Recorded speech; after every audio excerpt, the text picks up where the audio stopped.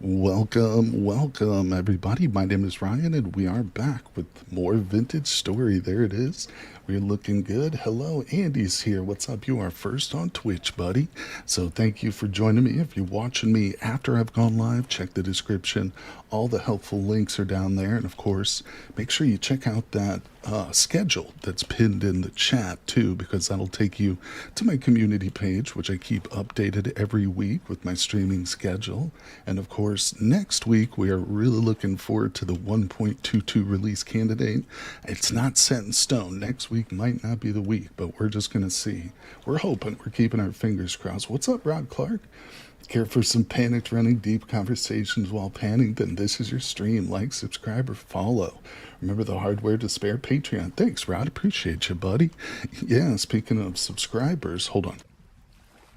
We might actually cross the 20,000 sub mark here on YouTube today. I'm only 6 subscribers away, so we'll have to see if we can cross that threshold. But I'm pretty pumped. I'm glad to be back here in our world too. So we've got a couple of goals up here, as you can see. I've adjusted a bit of them because, as the title suggests, I did install 2 new mods. And if you're curious on YouTube, watch me, check the description. On Twitch, you can hit !mods and it'll bring up the list. But we've got 2 important ones. One of them is mycelial leather, so we're going to be able to make mushrooms out of leather now, or I'm sorry, leather out of mushrooms, I should say, not the other way around. But and that one's good. I've done that before. I won't say it's easy, but it's definitely going to give us a bit of a workaround for the lack of lime and borax. But the other one I installed was the automatic panning mod, and I didn't look at it very closely until after I'd installed it, but I realized we need mechanical power for that one. So we probably won't be getting into that one today, but we are definitely going to prioritize making leather. As you can see, that's up here. So we're going to need to make some boards for barrels. This will be the first barrels we've made. I do have some pine. I think we can go ahead and get these set up. Yeah. Let's see. I mean, we're going to have to set out tomorrow and just look for the mushrooms themselves. And of course, we can chop down more wood then if we need more boards. It's probably not a bad idea to take down a couple of trees anyway. You know how it goes. All right, now I've completely forgotten the recipe for barrels. What is it? There it is. All right, we do need sticks, sadly. My precious stick collection. It's getting pretty small here, people. But oh my gosh, I've had my head in the 1.22 pre-release candidates, or pre-release versions, I should say. Yeah, and I am pumped, guys. I am so excited for that update to come out.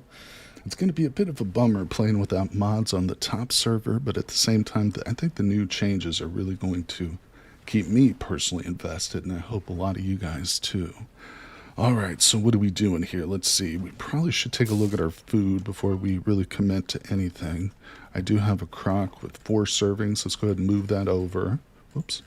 We'll start to consume a little bit. Here we go. It does seem to be a mushroom environment. The mycelium is strong. Mycelium is strong. True. Yeah, I was thinking it's too dark to see it now, but up there in those hills is probably going to be our best place to hunt for mushrooms, just because some of those dense forests you can often find, stuff growing on the tree trunks.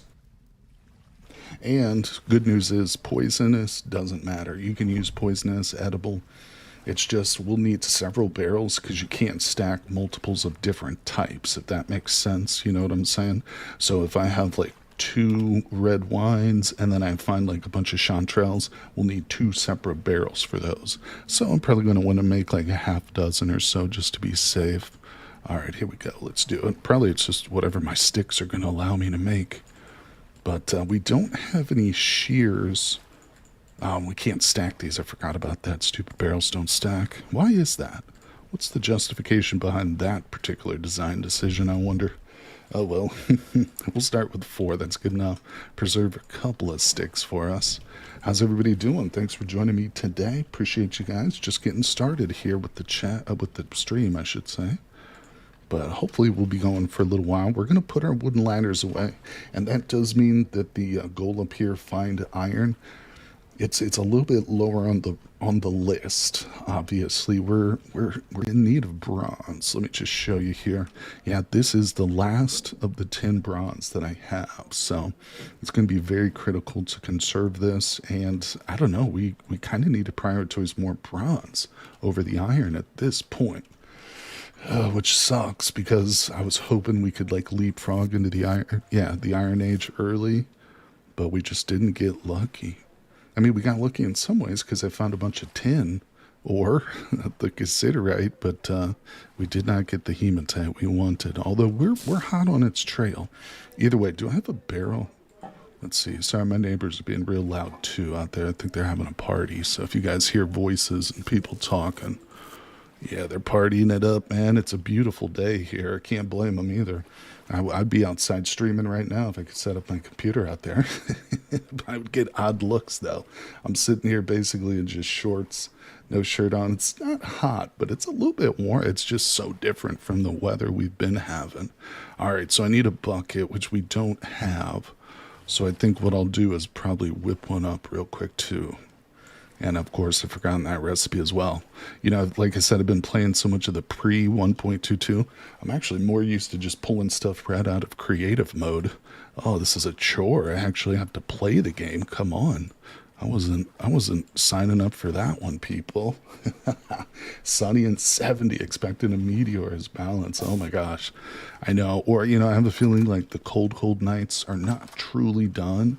But who knows? You know, of course, it's all just so down to regional and local weathers. All right, let's just pop into bed. I'm not even going to worry about panning right now. I'm so absolutely sick of panning from our last stream. We still need to do it because, like, if I could get more zinc, then we would have the bronze we need because we got bismuth and we got copper, but I'm just low on zinc. I dedicated all of it to this bad boy right here, which I love. And I've named this anvil Rod Clark here. This is the Rod Clark Memorial Anvil. So I'm proud of this one. It took us a lot of work to get enough zinc, but now that we have it, of course, like I said, I'm totally out of bronze, so we're kind of screwed. But anyway, don't regret it. No regrets. All right, so let's set these boys up outside. It doesn't really matter where we put them, but obviously I'm going to need a bit of water nearby. We are playing wilderness. Ooh, mushroom. We're playing wilderness survival, people, and there is no way for me to create my own water sources. Look at this, though, people. Oh my gosh. Change of plans. We're gonna have to harvest. Wow, looks like my entire garden has just now come up. All right, so we'll just do like this, that, a boom, bam. It's going to make it a little trickier to get over there, but I'll have to fix this area. Oops, shit, I jumped in. I'll have to fix this area up at some point, maybe make a little better walkway. Of course, you know, I keep stalling on, like, just building a base. Like, I keep saying I'd rather have iron tools before I commit to, like, a real construction project, but we might just have to say screw it. I might just have to work with a bunch of copper stuff. You know, because it is getting pretty pathetic that I'm like 30 hours into this world. And I still have not built a house.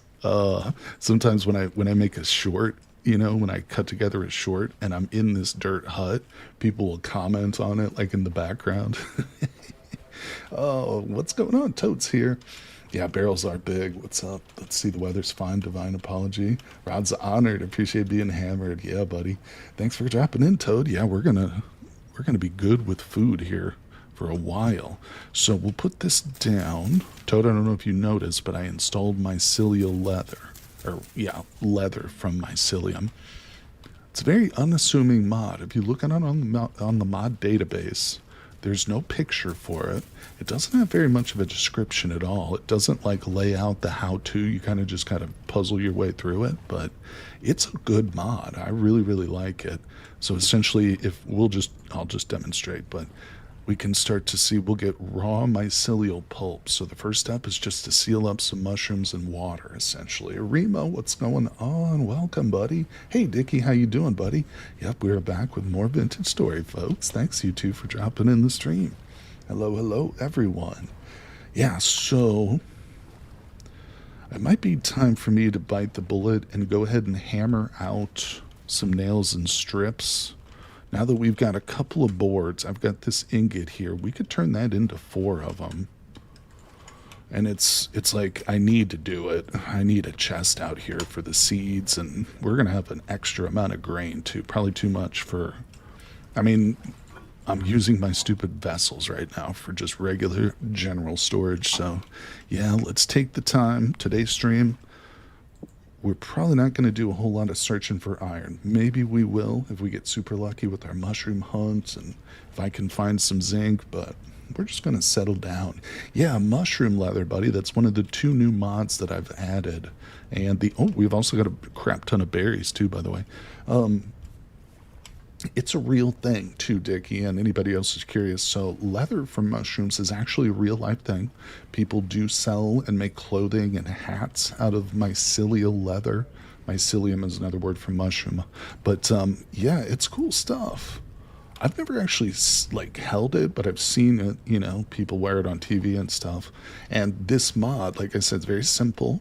It just adds the ability to make leather with mushrooms. And really the key factor is that it eliminates the need for limestone.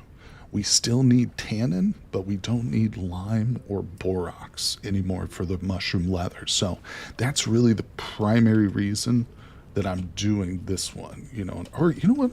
Am I wrong about that? Crap, you know what? I might be actually wrong about that. Oh, I'm misremembering because crafting, leather making, I don't think it's under that one. Oh, this is the regular here. I know we need tannin, but I think we can skip the limestone. Well, we're only on the first stage, and I have only found 2 mushrooms, so we'll cross that bridge when we come to it, but it is going to happen sooner rather than later. All right, we got nails and strips. I picked the right project here, so let's hammer it out, people. Should get a little closer. Either way. All right, how's everybody doing too? Thanks for joining me. My schedule's pinned in chat as usual. And we're going to be back here tomorrow doing some more vintage story, no doubt about it, people. Let's see. Oop. My neighbor's having a bit of a gathering, so if you guys hear shouting or anything, it's just some folks enjoying the nice weather outside. I can't really hold it against them. I've got a little hibachi grill here where I live. I used to pull that out occasionally and actually set it up and grill out there, but I've got pretty limited space, so it's... Either way, those aren't actually down. Either way, how are you guys doing? What's going on? Let's see. Talking about the leather. Looks like normal leather is soft but tough. Not tough, but tough. Mushroom leather feels like you'll be able to rip it apart, but you definitely can't. That's interesting, yeah. I'd like to get my hands on some, if no other reason, just to, like you say, kind of feel it and get a sense of how it compares. But ultimately, for the purposes of vintage story, the mod, it just turns it into regular leather. So once we get the final product, once the mushrooms are turned into leather, it's exactly the same as normal leather from an animal hide for the purposes of the game, as I specified here. All right, wrong command. But yeah, I used this mod in my vegetarian playthrough to get around the need for killing animals, because that was also a pacifist playthrough in addition to being a vegetarian one, and it worked beautifully. I can't remember if I actually needed limestone or borax or not, but like I said, we'll find out. I hope not. I think I'm actually just going to turn those all into... Yeah, let's do a little bit of organization here, people. See, this is actually the first step towards building like a proper domicile. Just setting up some chests out here. Hold on a second. Let's see. I'll be adding this mod to my upcoming server. I plan on playing a druid. This is a great addition. Oh, that's a brilliant idea. Yeah, it works beautifully for anybody who doesn't want to kill animals. It's a great alternative. And we'll go through the stages. We might not get every stage done today. Well, we certainly won't, because it's fairly well balanced. Like you'll see the first time you go through it, it takes about the same length of time. Although, like I said, some of the materials you'll need are different, obviously. But yeah, it's a great option. Glad you'll be able to check it out and use it, my friend. Appreciate you guys coming by. There's Andy's turn. Oh, Andy turned 30 today. Bro, happy birthday. That's right, that's right. Congrats. It's Friday. People usually go to the bar, get wasted. True. Hi, Mini Mongoose. What's up? Welcome to the stream. All right, we'll put this chest here for our agriculture stuff. And you know what? I think I'm just... no, we'll take the other one inside. Maybe I can finally get rid of some of these stupid baskets over here. So we'll just stick this one up here for now. Yeah. All right, so we'll worry about that as we go. Let's put this away, and we've got a whole bunch of food to get out there and harvest, people. I do not want any of those plants rotting in the field. That would be an absolute disaster, and I would never hear the end of it from Mini Mongoose. She would never let me live that down. All right, let's go, people. Don't forget you recycle those baskets. Very true, very true. Happy birthday from Mini Mongoose and all of us, buddy. Yeah, big 30. That's a big one. 20. Listen, being in your 20s, even 29, you're still officially a kid. You're still a child. So you've just passed into manhood, Mandy. No, I'm just kidding. But either way, all right. We will need to probably cook up some more porridge, but guess what? That's not going to be an issue. And I've almost certainly got enough flax to start thinking about some sales. Now, again, a big building project like a windmill, it's better suited once we've got some iron going, iron tools, but I'm not against using some of this maybe for some armor, too. We'll see. 30 is Hobbit adult age. Yeah, you're an over the hill at 30 if you're a Hobbit. I like living my life according to Lord of the Rings lore as well. I do. I pray to the... What's the ultimate god's name? I can't remember now. Just shows you how much of a liar I am. All right, let's just replant because I don't give a shit about nutrients. None of that matters to me. I'm one of these farmers who will just... I'm like the reason the Dust Bowl started, basically, if you think about it. This kind of farming practice. This is the reason so many suffered. All right, let's put these in the ground. And I'm unapologetic for it here, people. I'm not apologizing. Yeah, we can just probably drop this stuff off. We'll get more of it. Bing, boom, bam. Actually, those will go indoors. Big Rod Clark. Wait, Arima says... Oh, he's talking about my current plan of focusing on Rustbound and Magic. It's a great one. Playing as a skeleton and adding a bunch of creature and dungeon mods. Going to run a server for my YouTube members. That's a great idea, Arima. You're going to get a whole bunch of new people on board, buddy. Yeah, Vintage Story servers, multiplayer, very popular. Let's see. Been a dad for 12 years. Wow, Andy. Let's see. Oh, your daughter's 30 in July. That's awesome, buddy. My birthday's in April, although I'm not going to disclose to you my actual age, but we'll just say that that's one of my... I will be a number. All right, let's go over to this central area. We got a lot more to harvest here, people. Don't get too excited. It's going to be a boring stream. We're just going to be laid back, chilling out. I wish I could open my window, but then... my neighbors might think that was like an invitation. They'll start coming in. I'll just walk in. Literally waiting for 1.22. Gonna do a full roleplay YouTube series as much quality as my CDDA content. Well, that's going to be very high quality, Arima. That's awesome, buddy. I'm looking forward to it.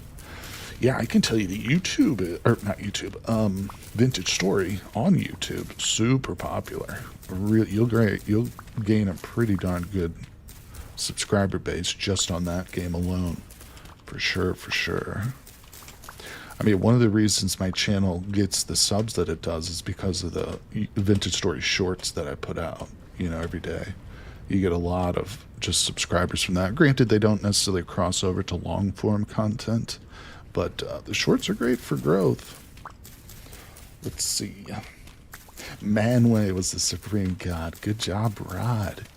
I don't know if you're watching me with latency right now, Rod, or if you're just so on top of things, you're responding to so... Maybe you're watching like 6 different live streams right now. You're like an AI. You're talking to like 12 different people at once. Is that what's happening, Rod? Oh my God. Rod Clark is actually a secret AI, people. He is Skynet. Sir Rod von Clarkenstein was also what he was named when he was a medieval lord back in the day. All right, let's see. What do we got? What do we got?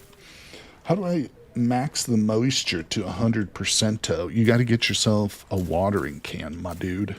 Yeah, because you can see mine's maxed at, or mine's at 75 right here just because of the exposure. If you want that to get any higher, you got to fire up a pit kiln, craft up a little watering can, as they say, and start pouring it on there manually, buddy. I normally don't bother with that, Dickie, unless it's like a pumpkin, like something I'm really trying to push, but it will make a difference in your speed.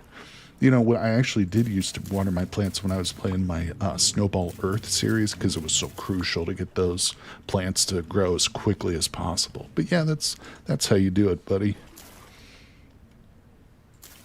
Hold on, let me read chat real quick. YouTube's been weird.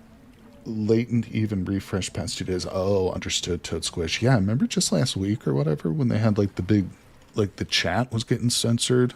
I thought the government was like seriously closing in on me. I thought they were coming. I thought Kash Patel and his gang of FBI agents was closing in, people.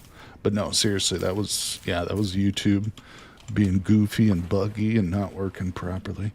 So, in other words, it's not without precedent. Let's see. All right, Jesus Christ, I feel like I'm going to be doing this for the next 2 hours. But we're almost done, people. It's almost it. Are we full yet? No, not quite. I'm trying to plant as I go, too. No rhyme or reason to it, just seeds in the ground. Let's do it. Quick and dirty. Cause of the Dust Bowl. Let's see, I mentioned Manway with my daughter's age. You're busy. Oh, you did, buddy. See, that's what I'm talking about. Rod's never behind. He's actually living in the future right now, people. He's like Merlin in the original stories. Merlin used to experience time backwards. That's how he could, like, predict things. If you read, shit, what's the name of the book? It's not Robin Hood. It's called something else, but it's...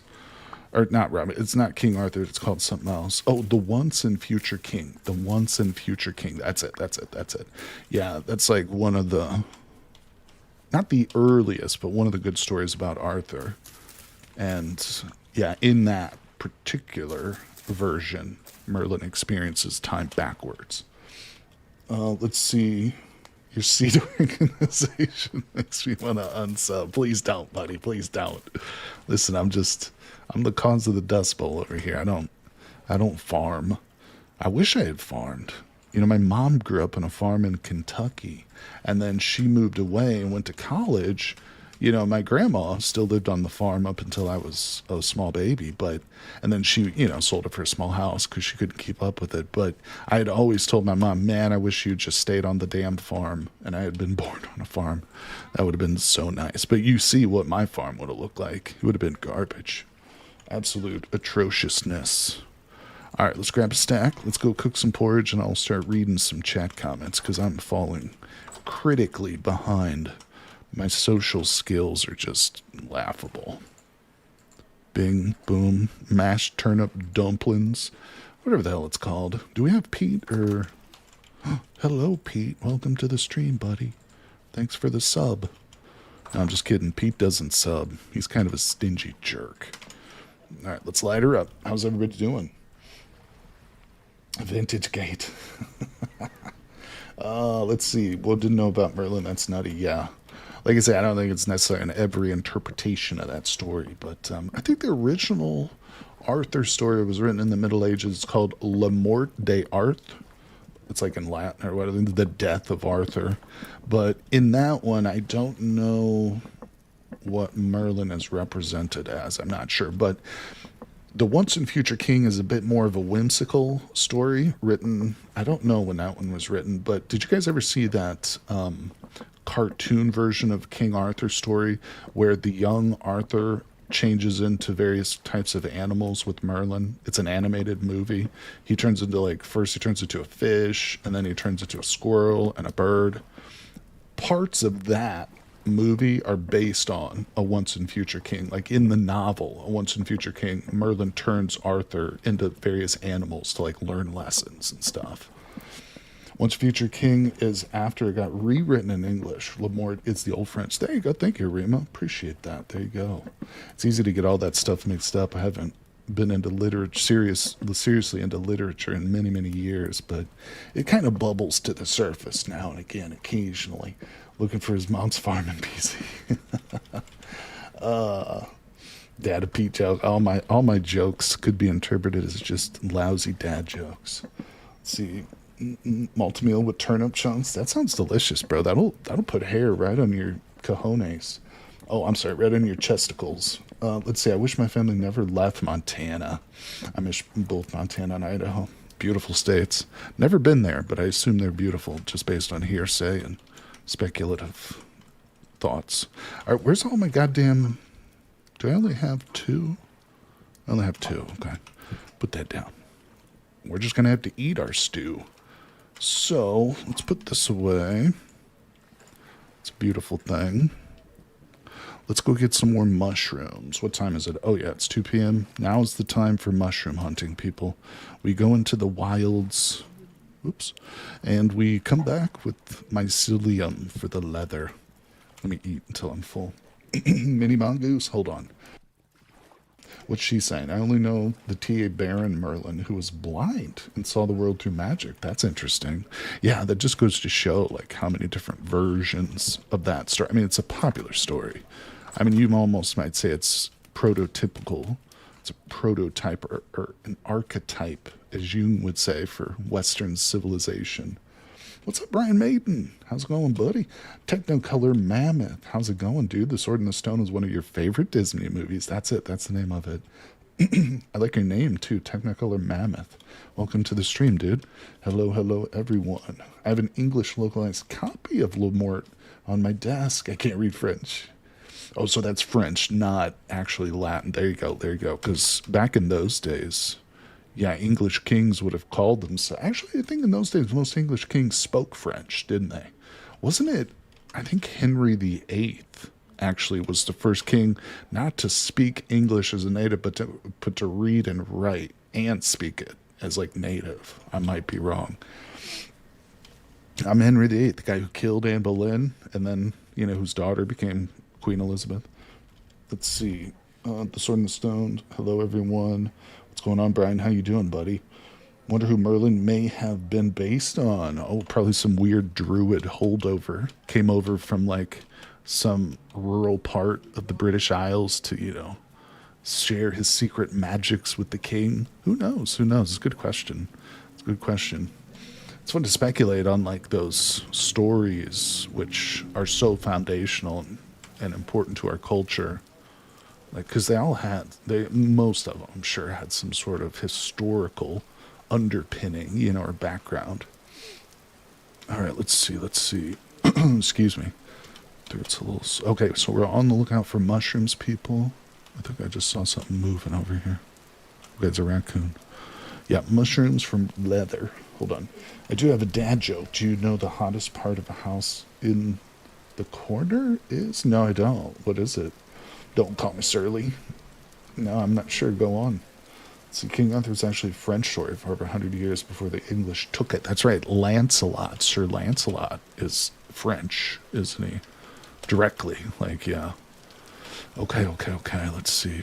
Those English and those Frenchies, they hated each other, and then they loved each other, and then they hated each other again, then they loved each other. They're so back and forth. Intermixed, intermarried, war, conflict... All right, let's see here. Oh, the little fruit tree is here growing up. There's always a seed of truth in every story. You know, I was taught in mythology class, of course I took, and I don't know how true this is or if it's actually, like, in the definition, but they always said that myths were stories that weren't grounded in reality.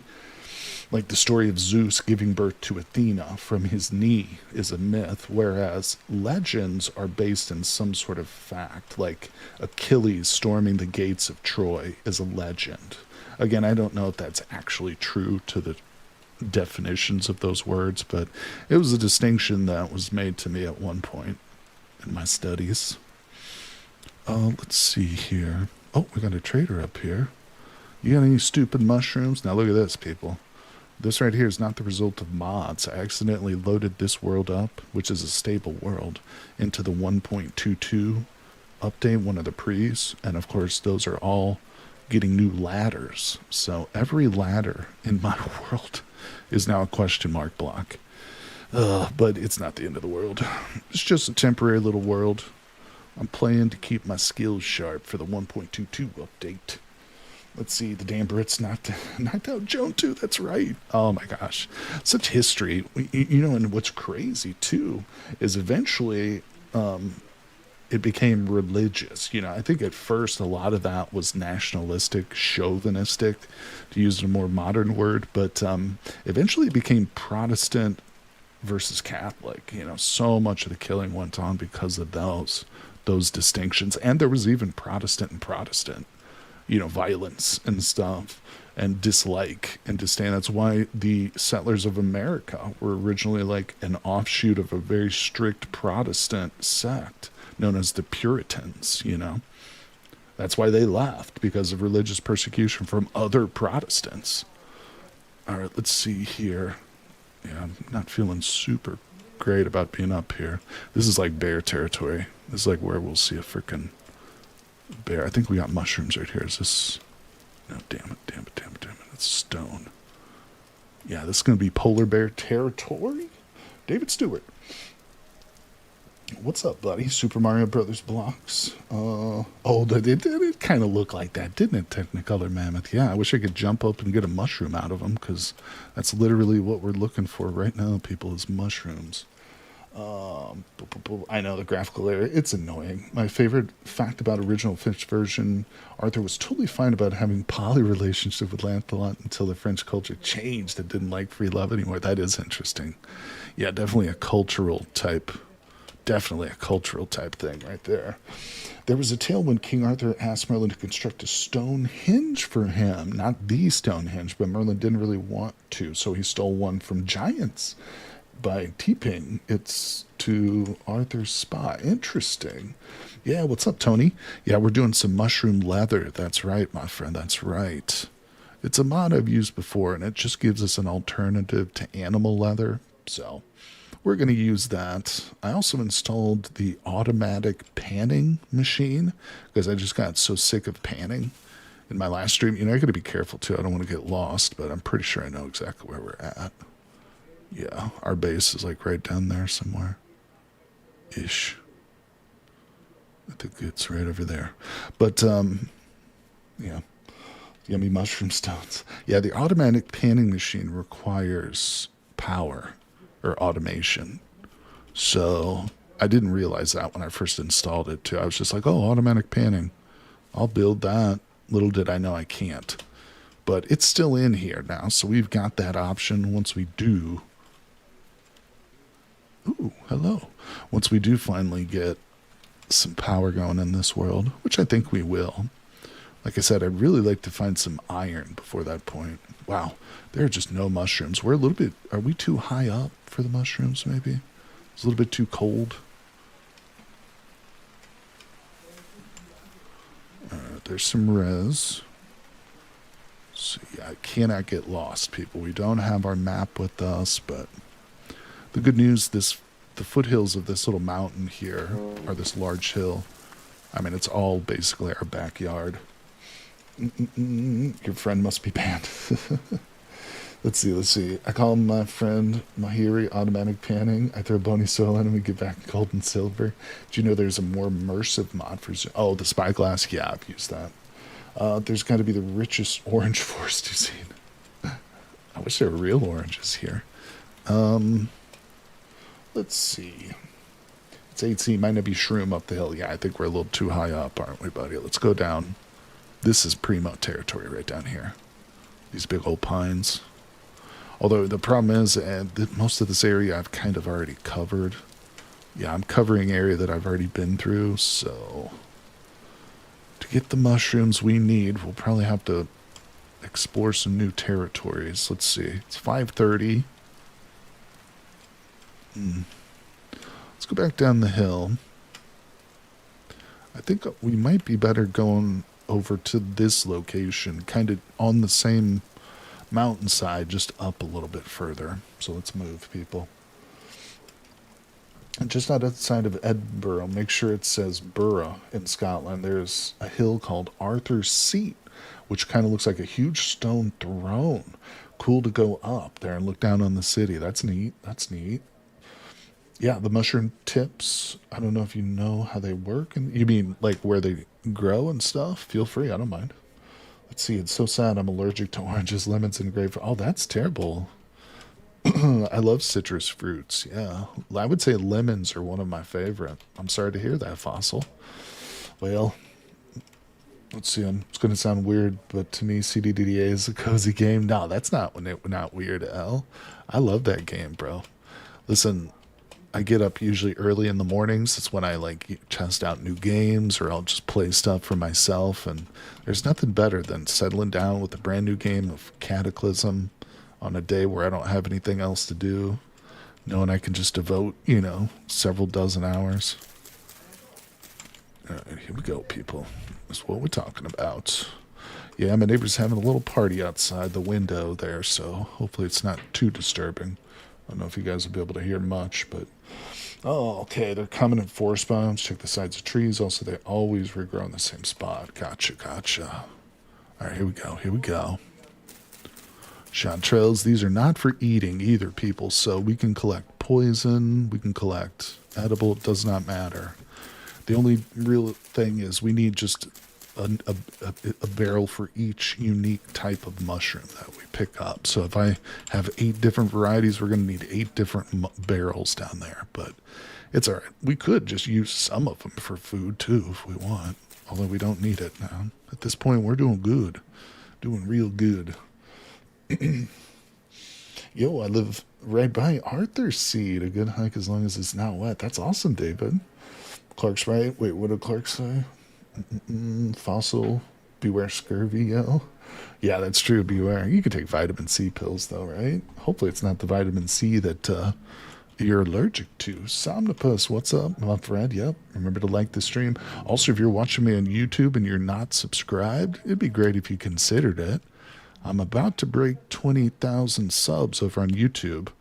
I'm only 6 away, or I was when the stream started, so might happen today, people. But I appreciate you guys just coming by and hanging out, saying hello. We're going to be streaming in this world again tomorrow, too, at the same time, so I hope you guys can make that as well. Let's start grabbing some sticks, too. That's something I need to probably focus on. Okay, we got a few mush. We got a few delicious mushrooms, but we're not eating them. I got to keep reminding myself, don't eat the mushrooms. Plus, I was just growing up pansexual. I meant something different, so I never changed over. Okay, vitamin C or potatoes and onions. Oh, you know what else? Bell peppers. Bell peppers have a good vitamin C content, apparently. So I've been told. All right, what are we doing? What the hell is happening? Where am I at? I have no idea. What game is this? Let's see. Should we chop down a small tree?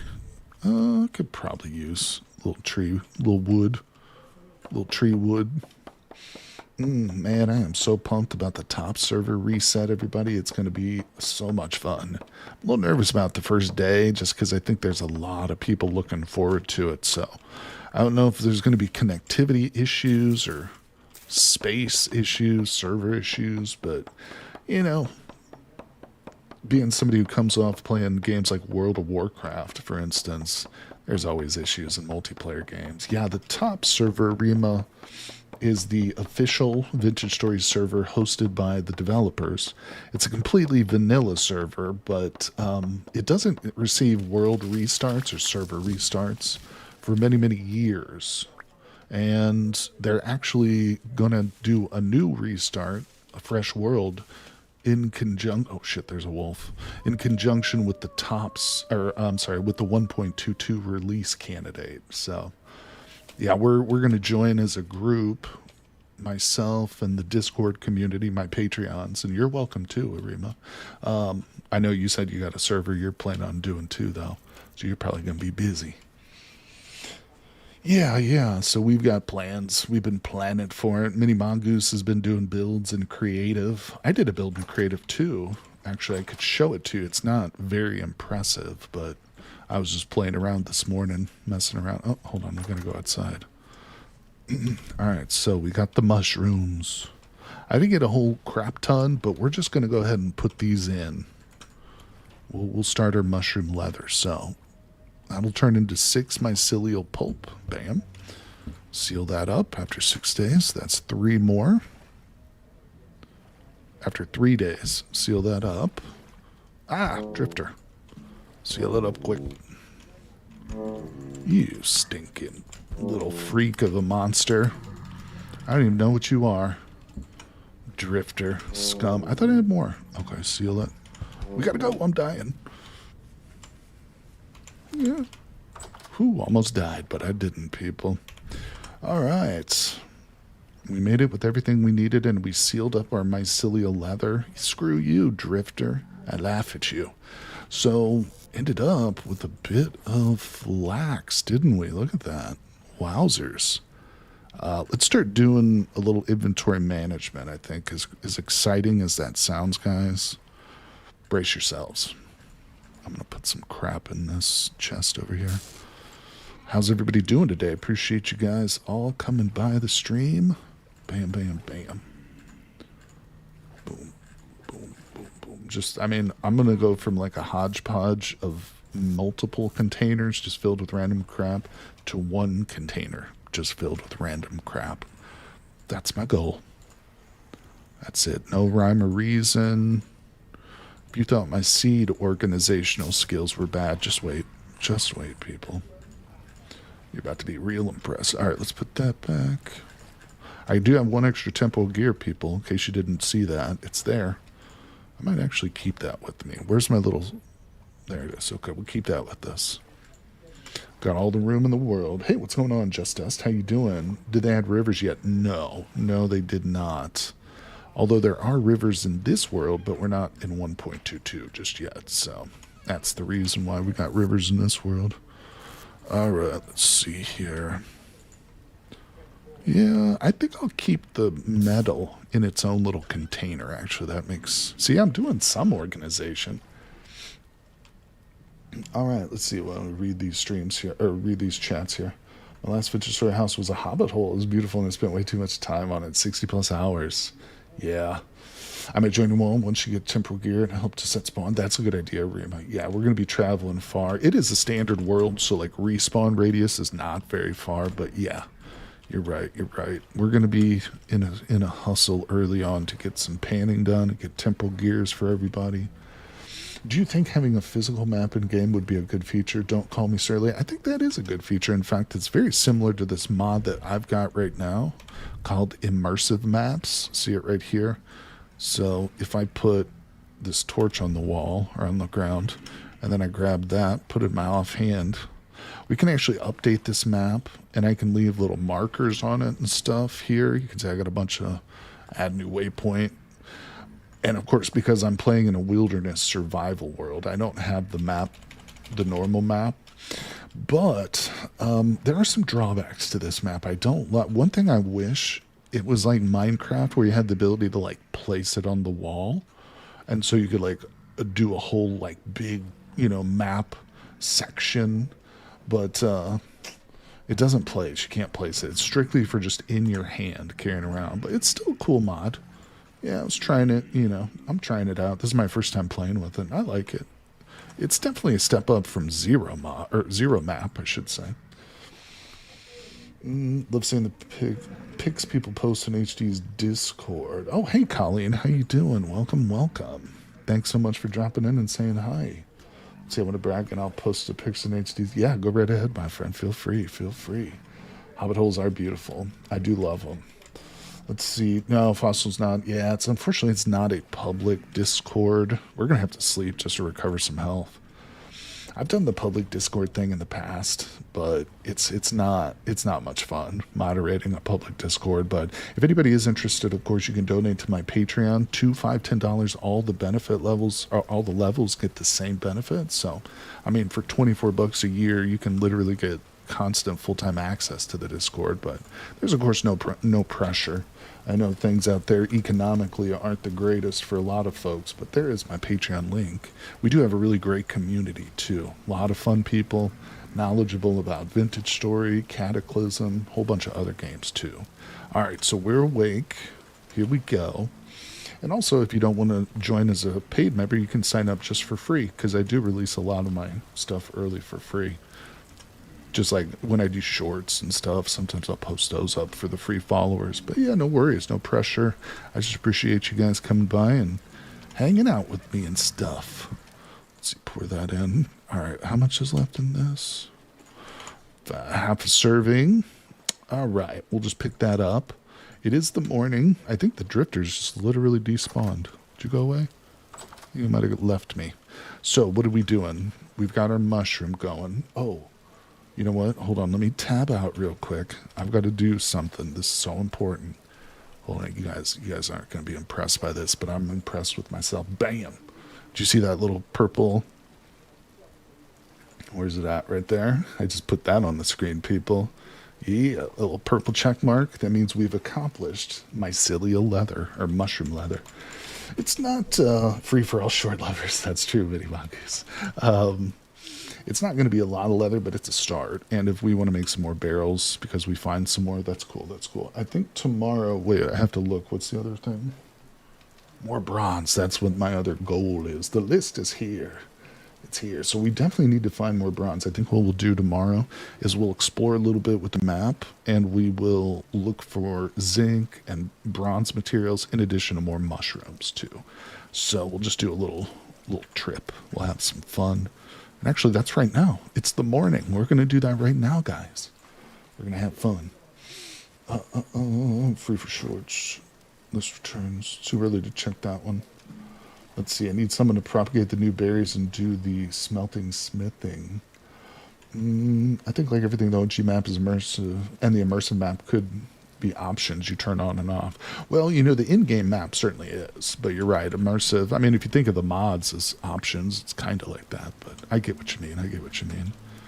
Cataclysm's like that, where a lot of the mods, quote unquote, are actually just like installed in the base game. You just have to like click them to turn them on or off. Is that a bow toy? Yeah. Son of a bitch, dude. He shot me right in my face as I was zooming in on him. I gotta go kill him now. Come at me. I'm weaving. I'm dodging like a little mongoose here. Come on. Circling. Oh, he still hit me. Come here. Oh, that's right. You don't get away from the mongoose. Ooh. Alright, well now I gotta use up more of my healing bandages. Alright, put that away. Let's heal ourselves. We're getting out there. Mods for Cataclysm feel like a weird word for it. Yeah. I've heard that, I don't know, I was reading this, I think on Reddit. They were talking about how most of the mods are actually kept up by the official developers. I don't know the details of it, but maybe that was actually you guys talking about that. Alright, we're going to grab a little bit of berries for the road, but let's go. Anything over here? You know, hold on. We're doing some housekeeping. Let's do it proper. Can you pick that up, please? Yeah, we're going to lay down some more wood here. I know it's going to quite be enough to fill this up, but we'll just get going. Get it ready. Get things prepared. All right. Not too bad. That. Bam, bam, bam. Yeah, and of course, top server, if you guys are interested in playing, it's a public server, too. You don't have to be a member of my Discord to play. You know, it's just we're going to be using my Discord for voice chat and stuff. But the good news is I will be streaming it. You know, I'm planning on streaming day one and probably doing a lot of extra bonus streams, you know, for Vintage Story with the Tops release. So, yeah, even if you guys can't join up the Patreon, you'll still definitely have an opportunity to check it out and hang out here and chat with me. And we'll probably have multiple people in the voice chat, you know, during those streams and stuff. So it's going to be a lot of fun, guys. You guys are really, all you guys here, even if you're not in the Discord, you're still part of the community. And I appreciate you guys. Never donated someone's patronage before. Well, no worries, Fossil. Oh, you did join. Well, thanks, buddy. Hold on. Let me get you the Discord invite. Because I did have like a forever invite link up there, buddy, but let me get you one special here because I took that down. I appreciate you very much, Fossil. Let's see. Yep, there you are. All right, let me grab that. Fossil Dash, love it. I'm going to send you a private message here real quick. It's going to be on Patreon too, so make sure you check any of your email or just go to the Patreon itself. You should see a little notification from me here, so, or a message or something. Give me a second here, guys. Just takes a moment. All right. Oh, no, I don't want to send them an Outlook message. But I appreciate you guys coming by. Let's see. Back to server. All right, we should be good. And of course, there you go, Fossil. Bam. And we're right back in it. And we're playing. Let's go. But, yeah, no worries, my friend. Of course, I'm streaming now, so I won't be able to chit-chat just at the moment. But hello, hello. Welcome to this server. Let's see. Hey, what's going on, Tachyon? How you doing, buddy? You playing some Slay the Spire? Who's out there playing Slay the Spire 2 right now? Tell me if you are. But it's great to see you guys. Welcome, welcome. And there are people who made the mods. Oh, okay. Thank you, Rima. Yeah, I think it was you. It was you and Aram probably was talking about that. That's where I heard that from. So I appreciate you. Yeah, thanks, Fossil. You're the best. Fossil just joined. That's awesome. Yeah, thanks, guys. All right, let's go. Yeah, I hate pushing the Patreon. You know, I feel like I'm begging and stuff. Essentially what I am doing, but I'm trying to make this a full-time job. You know, I don't want to do it just as a hobby. I want to be a content creator for the next 20 years or longer. So you guys really are helping to make that dream come true by, you know, supporting and contributing. But either way, I won't push it too much more. Don't forget to like too. That's right, buddy. Thanks, Toad. Toad's a Patreon. All right, let's drop that and let's get another axe. I don't have a stone. Oh, shit. I don't have any other flint with me. Bloop, bloop, bloop. Okay, sit. Oh, I tell you one thing, though. I am not looking forward to when the top server comes out. Having to buy a new keyboard when I wear out my spacebar button because they don't have the step up mod. Yeah, but I'm not complaining. Listen, the way I look at it, does having a multiplayer experience on a wonderful server, you know, with great people, does that outweigh the inconvenience of having to push the spacebar button every time I want to move up a block? Yes, yes it does. So I'm going to just grin and bear it. I'm going to suck it up. Your Patreon isn't so expensive, though, and the small donation also makes the people who join interested in the community. That's so right. Colleen's also a Patreon. Appreciate you, Colleen. It's true. I don't think $2 a month is too bad. Like I said, it's only $24 a year for like the cost of a pizza. You can hang out with me for 12 months. And I won't even ask you for any of the pizza. Let's see. Well, I might actually. I like pizza a lot. But yeah, we have a great time over there. You know, this whole top server reset idea was inspired by one of my Patreons, Wist. It was her entire idea. She just heard about the reset. She was like, this would be cool if we all joined it together and, you know, worked together as a community. And she was so right. So I'm grateful to her and all the Patreons. Okay, Mini Mongoose makes some toast. My Patreon pays me for being a member of your Patreon. That's awesome, Ariba. That's nice. All right, let's see. What are we doing? I'm out here to get some bronze. You know, we haven't... Oh, well, shit. I'm not going to take many samples without my actual pickaxe. All right. We got to go back. I might need to pour out some copper tools. I might have to revert. We might have to go back in progression, people, and start rocking a copper pickaxe and a copper pro pick again until we find a new source of bronze materials. I hate to say it. We're moving backwards here. This is not ideal. This is how mutinies get started, you know. Progress reverts. People become savage. Scurvy kicks in. Isn't set up client side.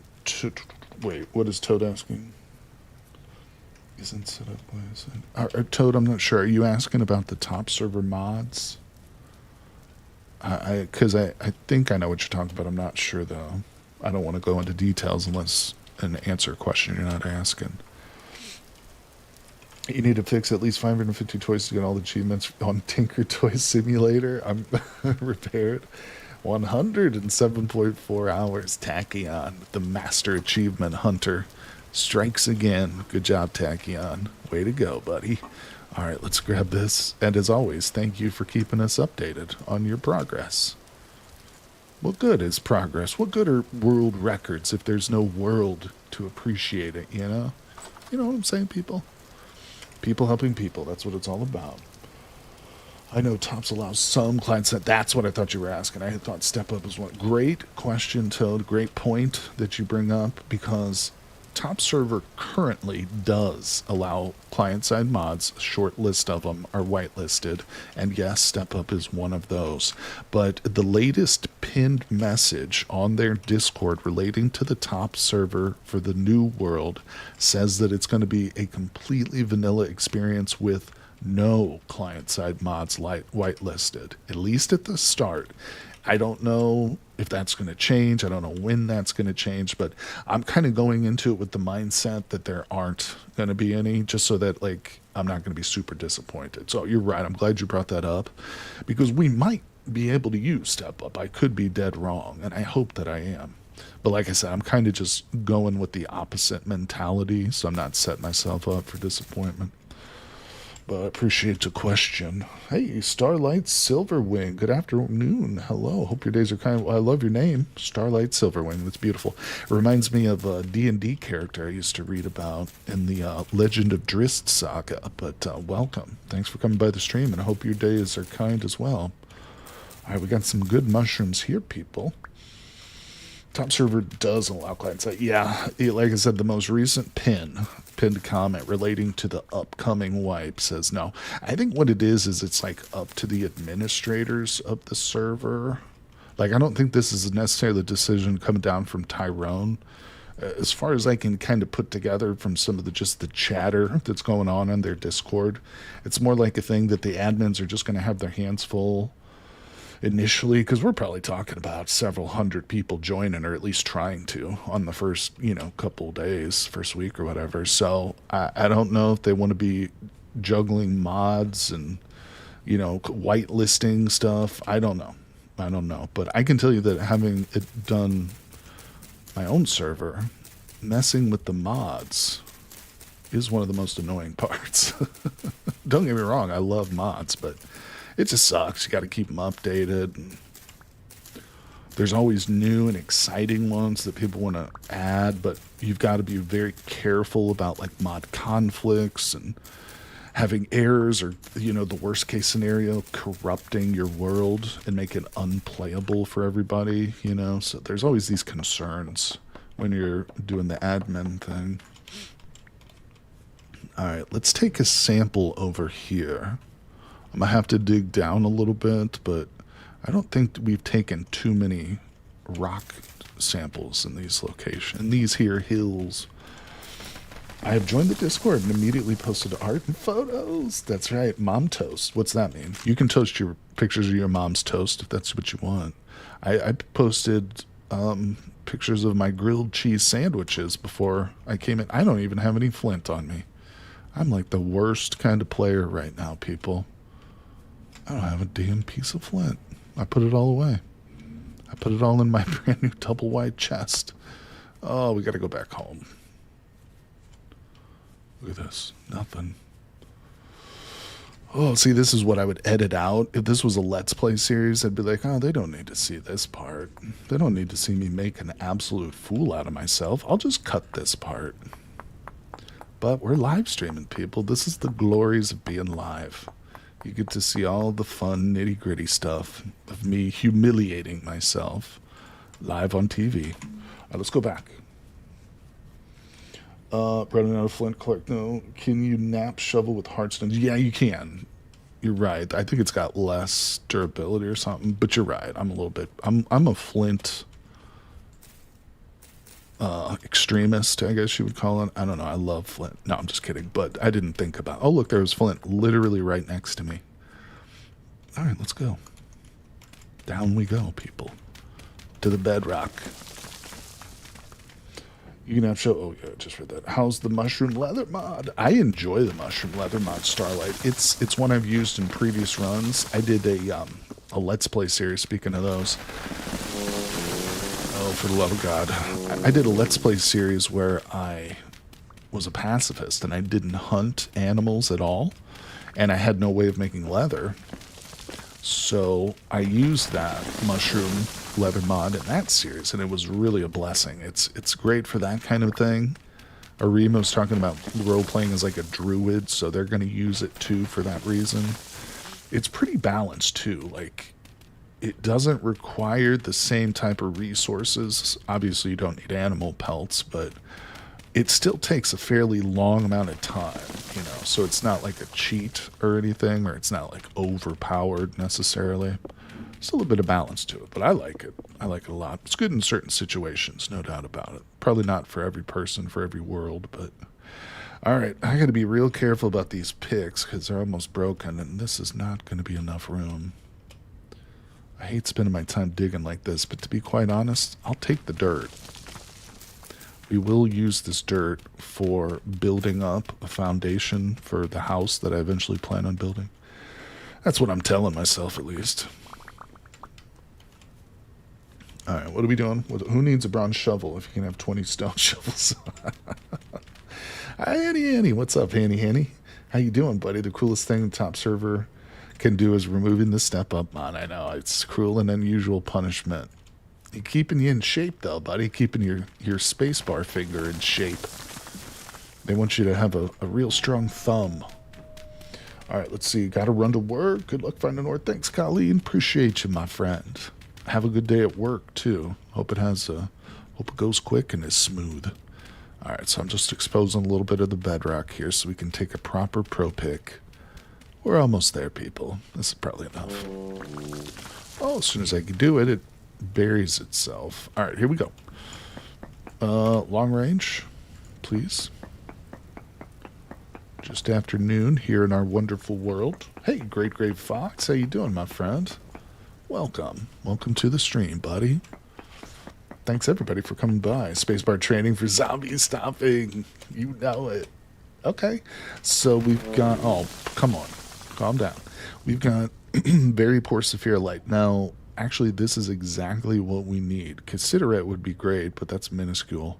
I mean, this is not a good reading, but it's better than a lot of the other places we've looked at. The fact that it's there is good news. Did we find iron gravel? Wait, do we find iron gravel in gravel? No. That's a good question, Great Fox. We do not. In this game, the only way to get iron is from mining it, straight from the stone itself. Panning sand, gravel, and even bony soil will not produce iron nuggets. It does produce some ores, like silver, gold, copper, zinc, but not iron. Do I have Prospect Together on? No, this isn't a multiplayer server, Rima. This is just a single-player world. And I don't have a map either, if that's what you're asking. If you're asking me specifically, there's no map, so there's no reason. Prospect Together is the multiplayer mod, right? For sharing your prospecting readings? Isn't that one? Or am I thinking of a different one? Where should we go for our next reading? I think we'll go farther out this way. I don't want to go deeper into the hill. No map. You know, this is a true wilderness survival world. So we've got soil instability, as you probably just saw. No map. Animal and entity damage is increased. All the difficult stuff is turned on right now. The only adjustments I made were I lengthened the days per month, so we're at 12 instead of 9. And I also increased the time between temporal storms, so I made those a maximum of their 30-day maximum, just because I don't like temporal storms. I usually just hunker down and ignore them and pan. So I just said that. So that actually does make it a bit easier, but everything else is just standard wilderness survival. Yeah, that's one of the reasons I'm using this immersive map here that we saw a little earlier. It's because we don't have a proper map. So this just kind of helps me allows me to explore a little farther out without getting lost. Yeah, but it's able to use single player too. Oh, is it? I like it better than vanilla prospecting marks because it shows a chunk prospect. Oh, that's smart. I didn't realize that it can actually help. Well, again, it wouldn't be applicable to this world, but maybe in future runs, if I have a map, I'll consider that. Because I have played with it before, just in multiplayer worlds, obviously. Okay. There's my other damn shovel. See, this right here is why I don't like to build or do anything serious with stone tools. This is why I still live in a mud hut, people. So I get very frustrated with napping every 2 seconds. I'm not big on naps, people. Not a napper. What am I, a cat? Alright, let's go. Let's do another long trench for 0.4% readings. Story of my life. I like the immersive map too. I think the one thing I wish, like I said earlier, was that we could hang it up on walls. But the functionality for it is still pretty good. Like I say, it's helping me prevent me from getting lost, which is a big deal. Because I am terrible at navigating. Bad. I get lost in my own bathroom. I get lost going to my bathroom at night. That's a dad joke right there, isn't it? It's not narcolepsy despair. Ah! How that happened? Oh, my belly. My belly is empty, in addition to my ore. Some mud is nice. Waddle dog, bro. That's true. Of course, that's not what we're living in. I'm just straight up packed dirt. I'm living the packed dirt life. Hold on, let me read chat here so I don't miss anybody. Fossil says, anyone else know the dynamic trees mod in Minecraft? I really, really want to share, but... Oh, you want the same but invented story. I'm not familiar with that. So we have to ask ourselves the question of whether we are ready for winter. Oh, here in this world? Absolutely not. No, I'm going to die the first month it freezes over. No, probably not. We're still in August, though. Let's see. Love a good 45-minute nap. My mom used to take like a 15-minute nap after she'd get home from school. She was a teacher.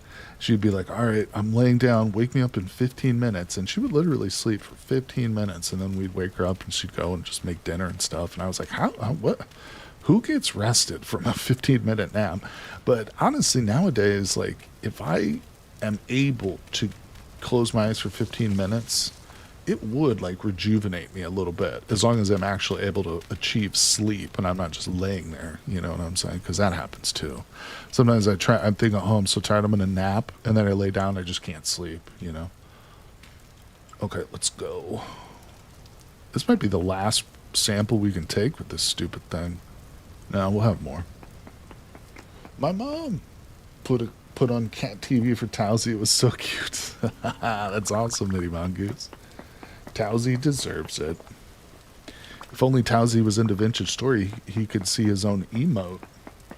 Genuine story, I was playing multiplayer Minecraft, walked in a straight line, 20 blocks into a forest, got lost and called an idiot by my friends. I'll tell you what, Fossil, I'm right there with you, buddy. Okay, so the Saphira light that we saw at our first reading, come back here, has completely dropped off. We no longer see it. Copper increased, but that's not what we're looking for. And cassiterite is still minuscule. So ultimately, that sample was a god-awful failure. So what that means is we return... Where am I? We return to where we got our previous decent zinc sample. Where am I exactly? Okay, yeah, I know where we're at. So it was kind of over here-ish. I've got so many of these pillars. I tell you, if you place too many landmarks, it can almost be as confusing as not having enough. That's something I'm learning in this playthrough. I'm actively learning right now in real time with you people. All right, let's go up the hill a little bit. We'll dig another long trench. Oh, my God. The desperate search for zinc, people. Yeah, this feels deep enough. All right. Yeah, that's back the way we came. Hello.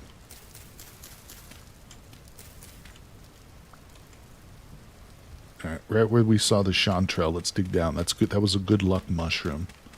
There's going to be so much zinc under my feet right here. I'm going to be able to make bronze for days. I'll never have to worry.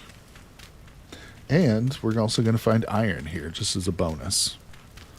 I'm just telling myself this to boost my own morale, because it's critically low, people. No, I'm just kidding. Got to make shaped landmarks. I just had like a vision of playing in a wilderness survival world with the mini mongoose, and like every landmark is like the shape of a cat. Or a heart. No, I'm sorry, I shouldn't make fun of you, mini mongoose. But I just had that vision. You know, sometimes you have visions. Anybody have a vision of their own demise? Anybody ever witnessed their own? No, that's pretty dark. Let's not go there. I tend to landmark with different blocks. Hay to point home. Pack dirt to make resources. Rammed earth for ores. Now that's an organized state of mind right there, people. I don't know if I could achieve that level of organizational skills. All right, hold on. I would make cats. Ah! I'm glad you responded there. Mini mongoose, it took you too long to respond. You got to start responding sooner, because I was worried you were mad at me. I was like, oh, she didn't say anything. Right within 2 seconds. So she's pissed. Oh my god. That just completely undid all the work that I've been going through. This is what real work feels. This is what wage labor feels like right here. Like you make a tiny little bit of progress, and then your boss comes along, and like all the progress you made is just shot. It just goes away. And the poor morale on top of it. Oh, do you fantasize about dying? No, it only happened once in my life. It's weird to say this, but I had a vision of myself getting, I don't want to go into too much detail because it can be kind of morbid, but yeah, I did have like I don't know, it was just an idea. It wasn't like I was possessed by like a spirit that like gave me like some insight into the future. That's not what I'm talking about. I don't know. Maybe I just have an overactive imagination. I think that's what it is. I think I'm just too in my own head for my own good. But don't talk about wage jobs. I'm crying. I'm sorry, Fossil. I know, buddy. Listen, the bane of my existence. I'm with you, bro. Just a bit out of sync as well. Oh, well, that makes sense, Mini Mongoose. That makes more sense, but my paranoia knows no boundaries. Come on. Come on, big old zinc. God. Well, actually, cassiterite did go up. It went from minuscule to poor, 0.02, but we are talking like the most minuscule of not minuscule. If that makes any sense whatsoever. Probably not, honestly. That didn't really make a lot of sense when I said it to my own brain. The engine says you have stone shovel. Let's eat up the durability with landslides. It knows how to play on my biggest triggers, doesn't it? It's like, what triggers Ryan the most? Napping tools. Wait, what is this for? Oh, it's just a landmark I placed. Crap-a-doo. You've been watching for a while now. What's up, Wizard Mania? How you doing, buddy? Thanks so much for coming by the stream. It's not creepy. It's normal. That's normal. All right, I'm going to save this. I'm going to pop that out. Big Wizard. Wizard, you probably know all about Merlin. Tell us the story about Merlin, please. Bing. No, Arthur is prophesized to come back. That's why the book is called The Once and Future King. He died and went to a magical city called Avalon. And he's destined to return to us, people. The leader that we need. King Arthur. Without all the baggage from Sir Lancelot and stuff. Boom. Okay, I'm making rammed earth up here on the top of this mountain. Like, that's the only thing that matters in my life. Because it kind of is. Alright, what are we doing, people? Gosh darn it, I gotta find some zinc. And I don't think it's gonna be up here. Who did this? Kind of a monstrosity. You know, we're gonna need this oak for tannin, so we'll take this. The only reason I'm still in the job I'm in is because I'm helping people in a way that I can actively see it. Oh, that's nice. And I'm turning somewhat frustrating situations into something fixed and a good experience. Well, that's great, Fossil. Glad to hear that, my friend. If you can derive some satisfaction from an otherwise difficult job, then that's the most important thing, buddy. So good for you. Despite the fact that some people will be assholes no matter what, yeah, you still have to try, you know. Oh, definitely, 100%. Yeah, you know, one thing I've learned is you can't let other people's bad mood control your mood, because then you are literally giving over control of yourself to that person. You're essentially saying, I don't have enough self-control. Your careless words or your hurtful actions are going to dictate my actions or my inner monologue, and that's not going to happen. I'm not going to give other people that much control over me. You know what I'm saying? But it's hard to avoid because, you know, those negative thoughts like that become a habit, essentially, and you have to break yourself of the habit of negative thoughts. So it takes just like breaking yourself of a habit of smoking, for instance. You're going to constantly want to smoke, but you actively have to be telling yourself, no, I'm not going to do this thing. Same way with negative thinking, you know. It's a bad habit. It's a bad mental pattern, which can be overcome with practice and determination, in my opinion. And, you know, ultimately you do have to have something to look forward to. Shit.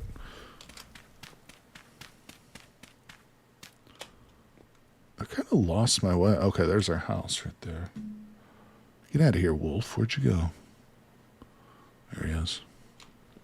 I don't have any spears or anything, or a bow and arrow, so we're just going to run. Run! It's a little bit dark out here. Tell you, the nerd polling, I've gotten good at the nerd polling, and it's the only thing that has saved my life over many encounters now.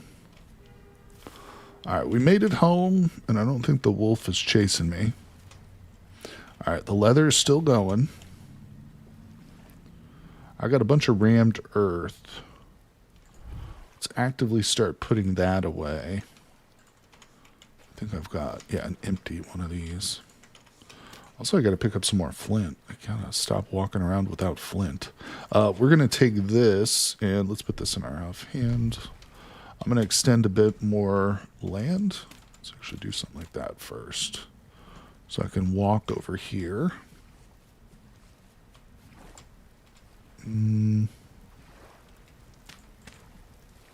What? Not what I wanted to do. All right. Oh, there's a plant there. That's why it's doing that. That's why it did it that time.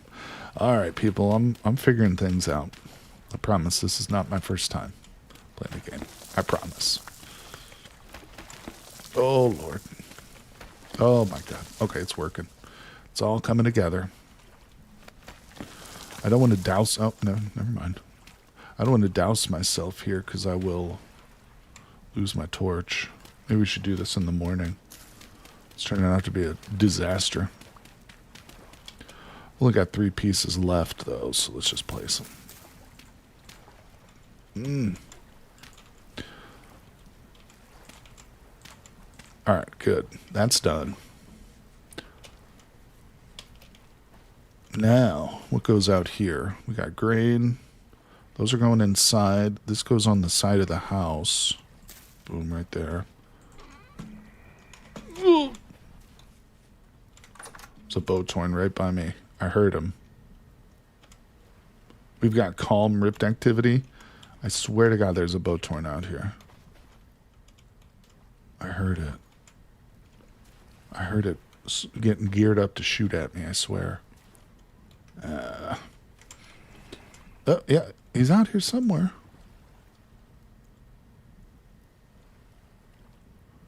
Fireflies.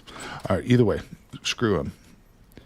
I think what we're going to do is make a couple more barrels. Because we're going to want to actually get some tannin going. We got to start the tannin process as well. So let's see. What did I do with my boards? I probably put them up here, didn't I? Yes, I did. All right, people. Hold on. Let me read chat. I've missed too many chat comments. I'm sorry. Oh, wait. Is that not the recipe? I hear the guy. I'm in my house, dude. You can't get me. I'm in my house. All right, let's do 4 of them. 2 weak and 2 strong. All right, beautiful. We'll need to set those up outside, though. Hold on, guys. Let me read here. Ooh, toasted English muffins. Oh, yeah, I constantly having to tell myself to stop overthinking why someone is being an asshole to me. I always have to remind myself that it's not personal and that I'm here to do my best. Yeah, that's right. That's right. Cater to those who refuse to be happy or to treat others well. Yep, can't do that. And my cat is hanging out with her in the room, watching birds and squirrels on TV. See, Towsy knows. Towsy knows when mom needs to be, have a little company. Just use the amulet for emergency light. HD. The amulets? Oh, you're talking about temporal gear amulet. What's the recipe for that? I actually don't know off the top of my head. Does that provide like a lot of light? Just a rope. Wait, that's a good idea, Dickie. Hold on. The only problem with that is, bro, does that give a lot of light? I've worn these before, but I never really noticed the light levels on it. Hold on, let's put this on. We have to go into third person. See, I'm already wearing a necklace though.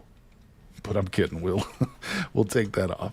All right, open that. See, bing, a boom. Oh, it does give light. Yeah, good call, bro. But is it really enough to work by? Not really. It's still pitch black for you guys, isn't it? Yeah, I can't really do anything with that. That's a good suggestion, but it's not going to work for stream. All right, so what are we doing? I just realized that the very important metal that I can add to Venture Story acquisition will be relatively easy. Aluminium, as the Brits say. I agree. I think aluminium is the way to go, even though that's not what you said, but Rod said it. All right, let's put that down. Let's cook some more food. Bing boom. We're saving the mushrooms. Let's put some stinky onions in there. How's this? 40% spoiled. We've got 4 pelts just chilling. Do I have any peat? I do. Beautiful. Oh, the Boathorn's still out there making noises, trying to threaten me with the sounds. Platinum. There you go. Igneous rocks in general hold platinum, and I can add it to the panning list since it's not easily found. And igneous gravel, since it's most easily found. Oh, I gotcha. That's awesome. What would the platinum be used for? Do you have any specific crafting recipes in mind? All right. What do we got? Pine and maple. We're just going to need 5 pieces to start with. I really want to get outside and put this stuff and start setting up these barrels, please. It tells me that it's calm out there, but apparently that's a lie. It's calm except for the one Boathorn in the whole world who's actually my neighbor, who's actually right next to me and wants to kiss me. Where is he? But I'm just going to ignore your ass. I'm just living for myself out here. I don't care about Boathorns. All right, let's put down a couple more barrels. Kind of want to get rid of these cattails here, but I won't do that just yet. Oh, Lord. My bucket. What happened to here? How did this just happen? Did a Jedi just walk by and mind trick this thing up onto the top like that? Anti-gravity is real, people. It happens. What the hell, dude? If there's any kind of cave-in possible, we're gonna experience it here at the corner of this house. It's gonna happen. All right, let's fill this up. Oh, I hear you. You gonna take a shot at me, Botorn? Go ahead, reveal your presence. Oh, you know what I just realized? The Botorn is actually under the house, isn't it? That's why I keep hearing him, but he's not shooting. He's trapped underground. I've done it. I captured a Botorn for experimental purposes. Now we can dissect him piece by piece. Sorry, I just went mad scientist on you there. All right, hold on. I'm missing more chats, but I got to do the barrel shuffle here. This is what I call the hokey pokey barrel shuffle. All right. Anyway, let's read. Other electronics is mostly used in medicines and jewelry, so I can add a whole tier of better medicines. That would be cool. Powdered. Yeah. Amulet will save you to extinguish a torch, but it's not a great deal of light. That's true. Wait, what did Arima say? HD, I need to... Oh, hold on. I missed Arima. I'm sorry, buddy. I need advice on making my first ever tutorial. I feel like it's too long and too much info. Should I post it anyways or start over? That's a tough call, Arima. I'm sorry I didn't read your message earlier, buddy. It's a real tough one with YouTube because the algorithm really does punish the videos if people don't watch them, for the full duration. You definitely get more traction. So my motto is always shorter the better, and that counts for long form as well as especially tutorials. Yeah, but it's a tough choice because I know redoing all the work you just put in there is probably kind of a daunting challenge. So it's tough. I'd have to ask specifics, like exactly how long is it, how many minutes and stuff. But maybe we can talk about it more too in Discord. Absolutely. Let's go. Sorry, let me read some more of these chats so I don't get so far behind. Other than electronic. Okay, I just read that. Baked sweet potato with butter and cinnamon. Magic mushrooms. I don't have turnips either. Cigarettes and soda. These are just partial comments. I don't know what's happening. Sounds, let me see if sweet potato cheesecake and beef jerky. Turnip greens are their own thing. Toasted jam. What is happening in chat? I turn away for 10 minutes and it just goes to food conversations, which I love. Wait, yeah, that's what my brain was telling me too. I'm going to try to cut it to under 20. Yeah. The magic number I think is 10 minutes. 10 minutes is going to get you that extra pre-roll ad. So from a creator's perspective, you want the video to be over 10 minutes because you'll get the maximum amount of potential ad revenue. But again, if it's too long and, people click away because they get bored or whatever reason, they don't watch the full video, then the algorithm's going to punish you too for that, essentially. So it is a delicate balance. It's a trade-off, and there's no perfect, or if there is a perfect, recipe or formula, I don't know it truly. But yeah, when I make shorts and stuff, unless I'm specifically doing an informational short, I definitely try and keep it to under 30 seconds. But of course, shorts and long form, very different things. But because it's true in that sense with shorts too, though, the algorithm will punish you if they're not watching the whole video. All right, we got some food here. I feel like I'm toying with my inventory too much, but god damn it, I'm gonna have to do some panning, aren't I? Yep, that's it. I just decided it. We've got a pan tonight, people. We're panning. That's it. It's been decided. Put the children to bed. People with heart conditions, please tune out now. I'm not responsible for cardiac arrest, because you're about to see the most exciting thing you've ever seen in your whole damn lives. No, but this way I can actually read chat a little bit here too. All right, let's go. Gambling. The slot machines are open, people. Open. We're hoping for zinc. That would be the jackpot. Give me 20 zinc nuggies. I don't think I could make an impactful tutorial in under 20 minutes. Yeah, Remy, you're right. I mean, for purposes of tutorial, especially Cataclysm, you want to go with the most informative thing ultimately, I think. That's I mentioned the algorithm a lot, but I should say that I usually don't think too much about the algorithm when content, like I said, certain ways I do in terms of length, but for the most part I just try to make the content people will watch, or that I enjoy making, or that I would like to watch myself. But yeah, it's a tough call. Let's see. Oh, celery's good. I love celery. Celery's one of my favorite veggies. I love it. I have celery seed too, the spice, like celery seeds that you can buy in the spice aisle. Sprinkle that in with like some potato salad or something. Carrots to avoid chocolate. What about alien AI we've gotten in there? Where are we talking AI? Oh, I did have a subject we could talk about during panning. It's not aliens, but it is science or science fiction related. If you guys are interested, let me know. I've got to do something about this inventory, though. I've got too much bull crap. I'm going to end up full here in a moment. All right, let's step out. Let's put away some of this crud. Oh, problem is I don't want to drop any of it. That goes away. I guess I'll start saving flowers. Why? I don't know. Because my name is Mini Mongoose. Let's put that away. Wait. That'll stay.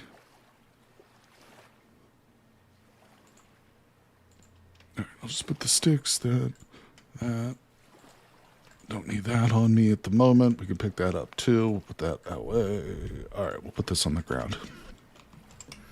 Better. I've only got 9 pieces of sand. I maybe have some more, but we'll have to. Bring on the sci-fi. There we go. Personal shadow. That's it. I've been given permission. Oh, God damn it. I think an important tutorial is one where you allow someone to find the fun of the game, so generally surviving the first night is good. There you go. So what I was, hold on, curious about everyone's favorite chocolate, but I guess I know Rod's is none. I just put on chemist and then wear a hoodie or a robe, and I look like fiction ghosts, and it's hilarious. My favorite chocolate is probably, well, Godiva, but if I'm not rich and I can't afford Godiva, it would be Cadbury chocolate. I really like a good milk bar. Or even like the fruit and nut bar is really good.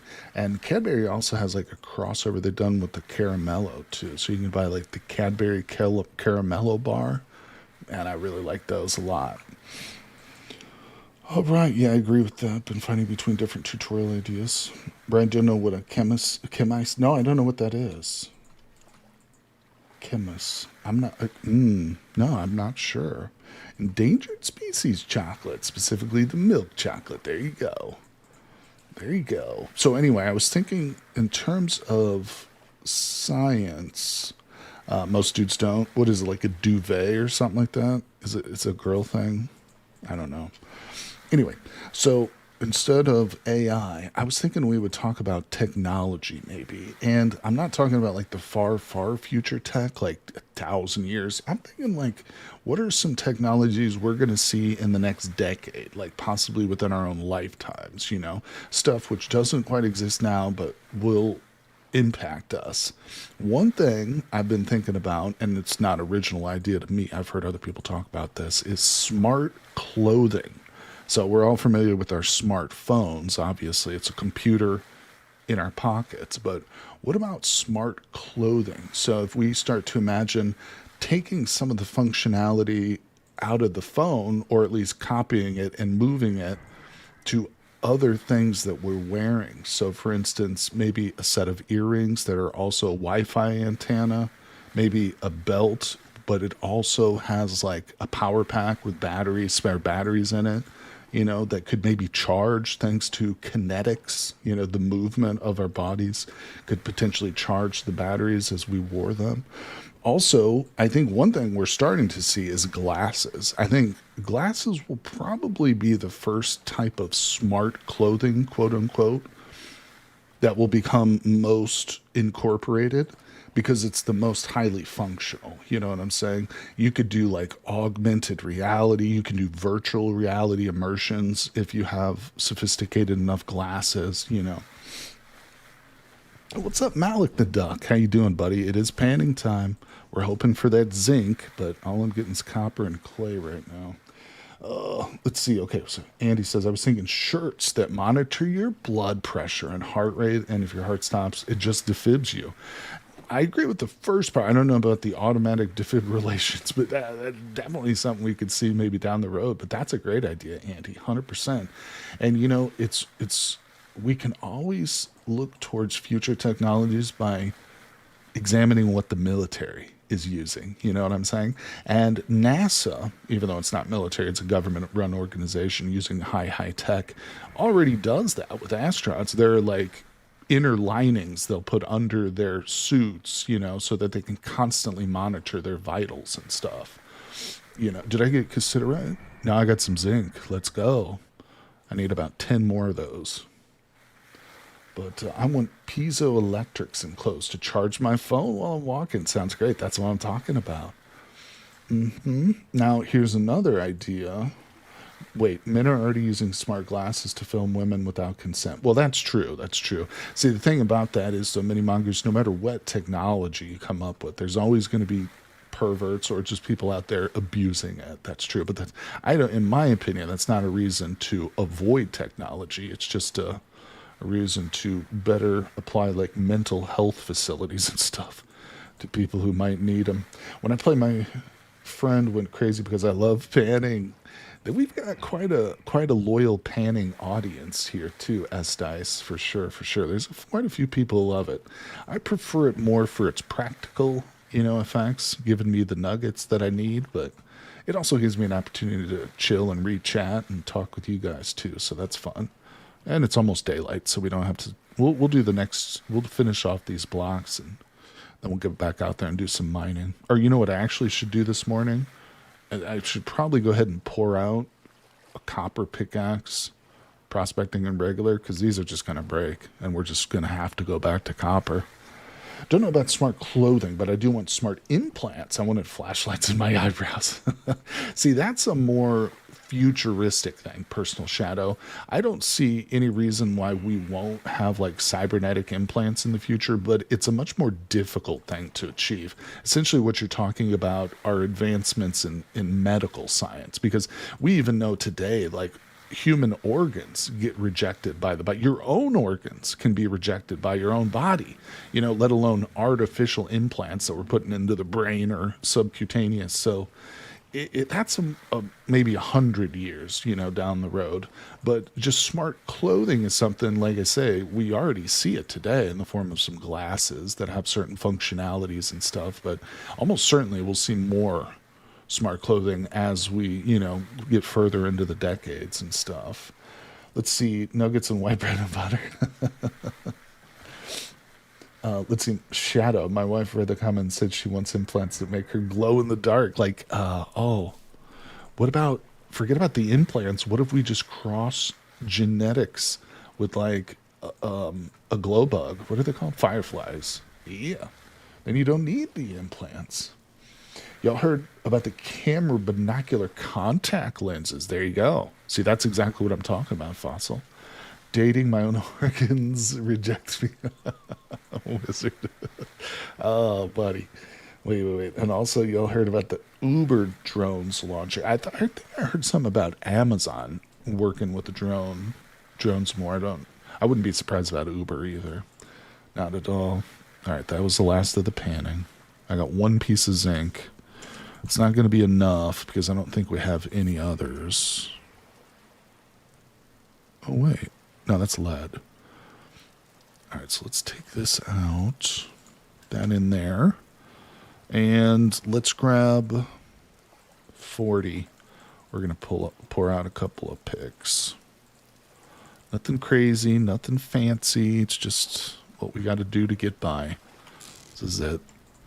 This is me devolving here, going from the wonderful tin and bismuth bronze that I had back to hopeless copper. Sorry. Like I said, my morale, man, it's in the tubes right now, people. No, I'm just kidding. I'm feeling good. I'm scared of surgery. I don't want any implants. I'm kind of with you, Minnie. Like, I would do surgeries if they were if I needed to save my life, but like elective surgeries, even if it sounds really cool, I shy away from going under the knife, as they say, 100%. I mean, because accidents happen, even in like the most routine of surgeries, infections occur. One of the most filthy places you can ever go in your life is a hospital. You know, it's because there's people with sickness and germs every now. I'm not saying you shouldn't go, but it's just a fact, you know, that there's in every hospital in this world, there's probably hepatitis strains, active hepatitis, you know, in corners of bathrooms and sinks and in rooms of sick people and stuff. So you just, I would avoid that I avoid the healthcare system as a rule. I try to the best I can, unless it's really, really necessary. But I know some people have to engage with it more so. And is she willing to give before and after pics? Nobody's forcing implants. That's true. Just speculates. That's right. That's right. Oh, sorry, it's malfunctioning. That's a good point. You know, if we start to incorporate cybernetic implants, like technology, into our bodies, you know, that opens up not just vectors, additional vectors for like hackers and stuff like that, which sounds truly terrifying in and of itself. Somebody hacking your bio, you know, machines, that would be bad. But it also just increases failure points. You know, what if it just stops, doesn't work properly, gets a virus, you know, computer virus? It could literally like destroy you. You'd want horns. The handy herbivores have horns. Yeah. Let's see. You want to be dragon person hordes for sure. Okay, well now you guys are talking. Okay, here this I'm gonna keep the conversation going with future technology, but I'm gonna segue into what's called haptic tech. I didn't even grab the damn things. Are you guys familiar with haptic technology? If you watched Ready Player One, then you probably saw him use haptic technology in that movie. Now, you're talking about like role playing as a dragon or something, using suits that we can wear, whether they're gloves or full body suits, which allow us to have simulated feelings, you know, not necessarily taste, but just the feeling of hot, cold, pressure, pain. That's what they call haptic technology. Yeah, a lot of haptics are possible now. And so I think it's going to be commonplace in the near to medium future for video games, truly immersive video games, to include haptic compatibilities. You know, I think that's something we'll certainly see. I actually think it probably has a lot of good applications in real science and the exploration of planets, other planets besides Earth. I think things like virtual reality, haptics, and augmented reality will allow humans to explore other planets without actually having to go there. You know what I'm saying? We could essentially launch like a satellite package into the orbit of Jupiter, or one of the moons of Jupiter, Titan, for instance, and that satellite could contain drones which can be piloted by people using full immersive technology, so that it literally feels like we're just flying over the surface of, you know, a moon or a planet, but really it's the drone.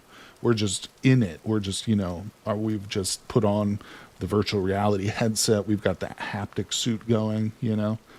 And so by doing that, like I said, we could virtually explore these planets, which in otherwise would cost billions of dollars and be so hazardous that it would almost certainly be fatal to send people.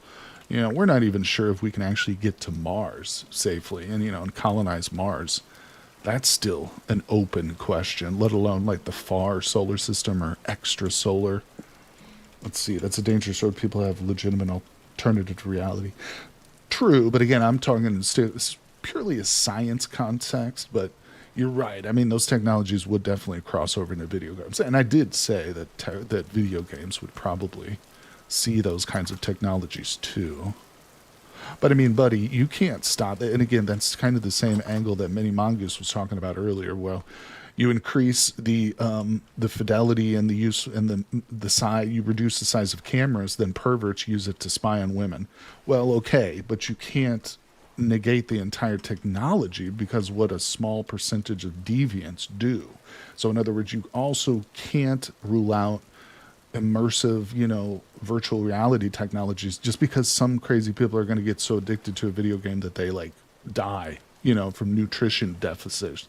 It's going to happen, sadly, but you cannot get rid of these things. Yeah, I mean, it is a small percentage, as much as it might be blown out of proportion by like media and stuff.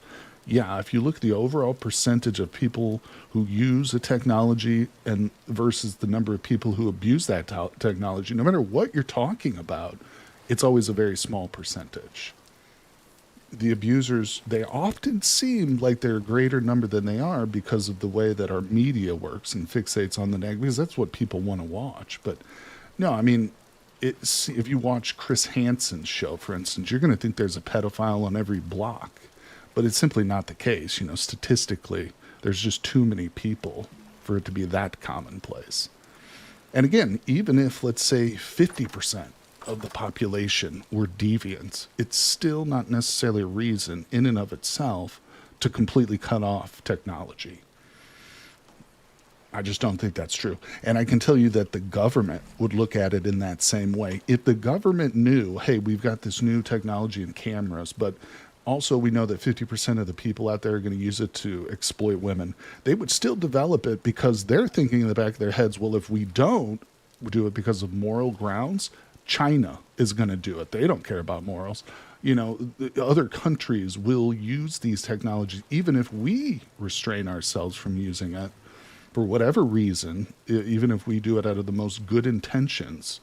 They're still going to be like in the back of their heads, we can't let other countries get the best on us. So they're just going to go ahead and develop it. You know what I'm saying? So really what we need to do is work towards the social ills which cause these kind of deviancies, whether it's sexual or extreme greed, you know, things like those. I think those are more symptomatic of the society we live in and the lack of health care, the lack of adequate mental health care that we have, or the fact that it's stigmatized in a lot of countries and stuff. You forget that light need to travel 8 minutes to Earth, so unless we have a quantum entangled communication, remote real-time control of space.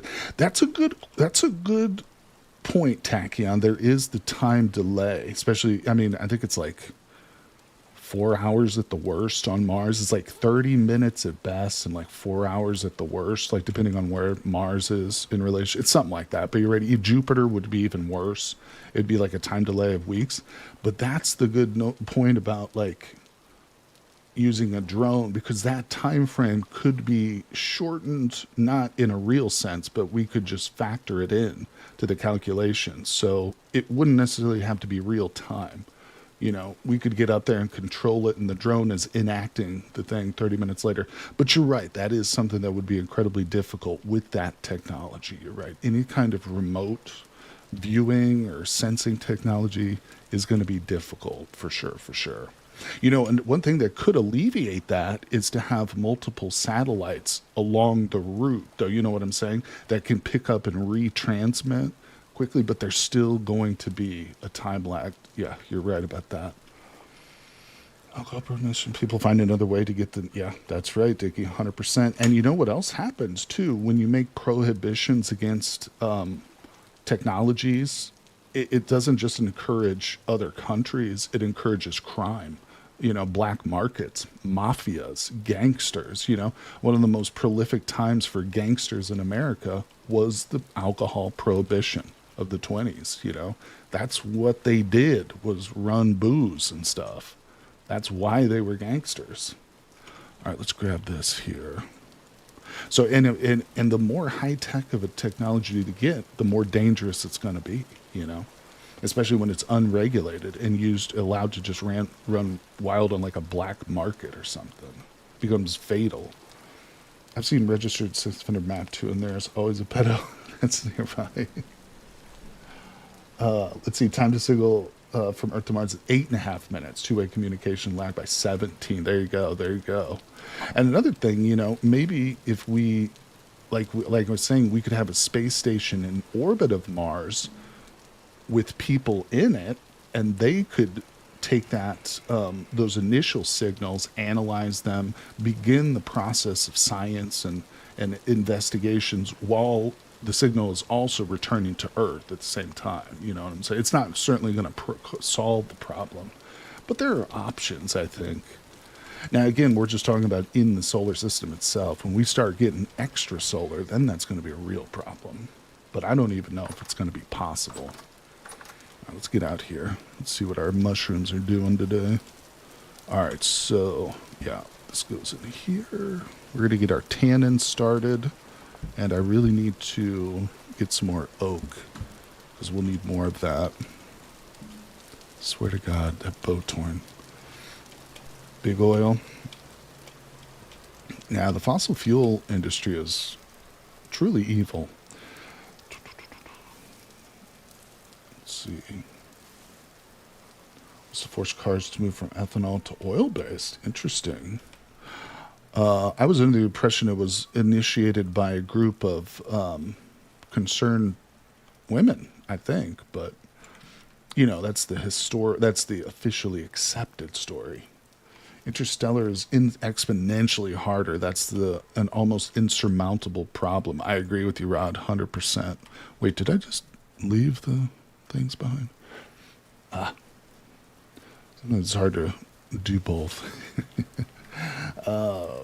Okay, so, because the Model T ran on ethanol. Interesting. Okay, I don't have any sticks. Let's go get some sticks out of the forest. Here we go, people. We're on the road again. Looking for some zinc. Trying to get some leather and mushrooms going. One of these days I'll be able to find iron, but that's more like a pipe dream. More mushrooms, though. That is one good thing about this area. There's a lot of mushrooms. All right, let's keep going.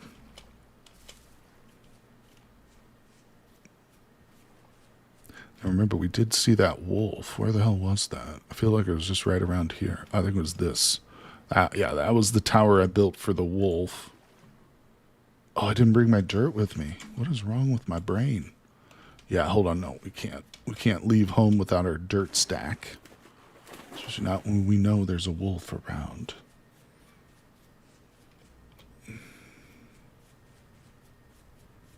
All right, here we go. Trees are starting to come up. It's good to see. Too bad there's no oak trees around here. Wait, where am I going?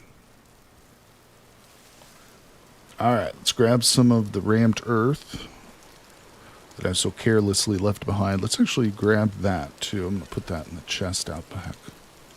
And, you know what? Oh, that doesn't have food in it. That one does.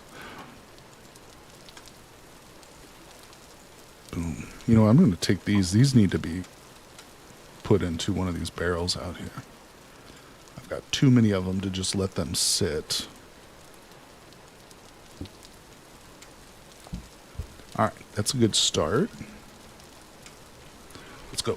Let's go. Let's go.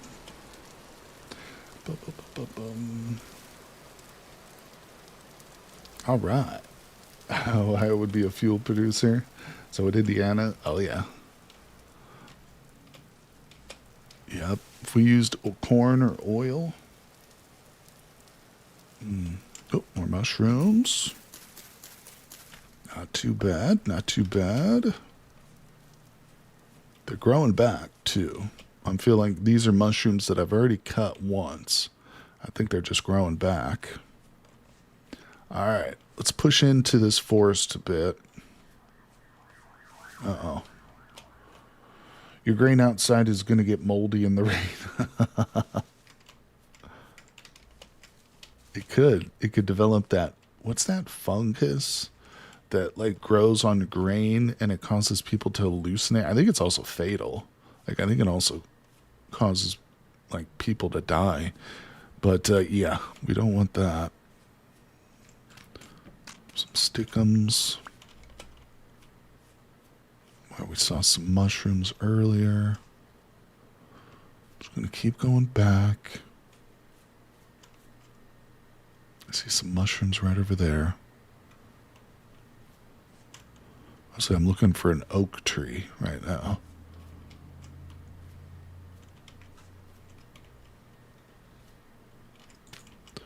Trying to be quiet too so I can just hear anything.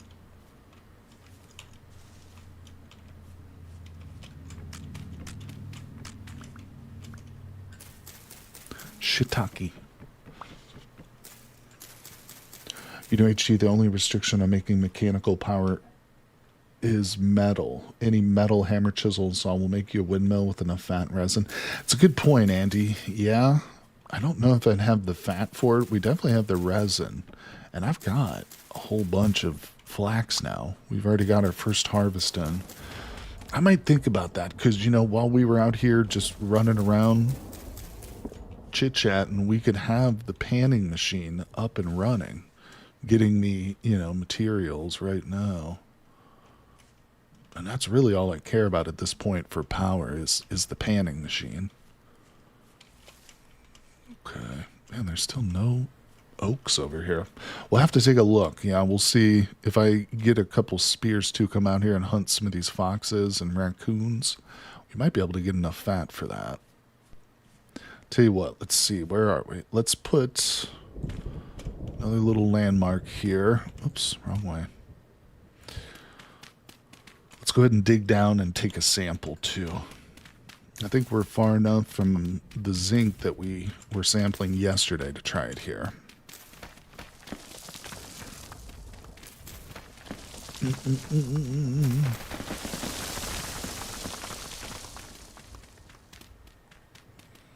Ergot. That's it. Ergot.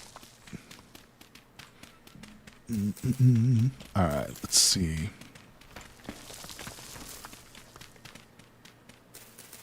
Time to raise animals for fat? Yeah.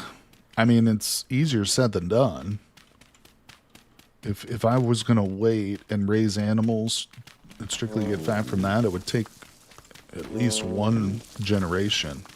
And I don't even have a breeding pair of pigs yet. Just a couple of males. But yeah, if we see... I did see a ram while we were on our exploration today. I didn't kill it or fence it in, though. I didn't have any fences with me. If panning machine just drops the items, you'll need about 20 copper ingots for hoppers. Oh, we've got the copper. Yeah, I don't know what the recipe is for the panning machine, but I think it does take copper shoots of some sort. Or maybe the copper hopper.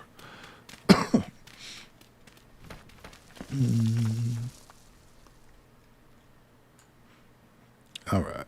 Oh, God damn it.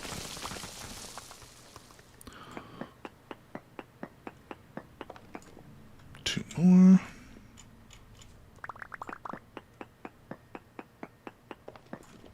Yeah, unfortunately no cattle without mods. But there is a mod for cattle.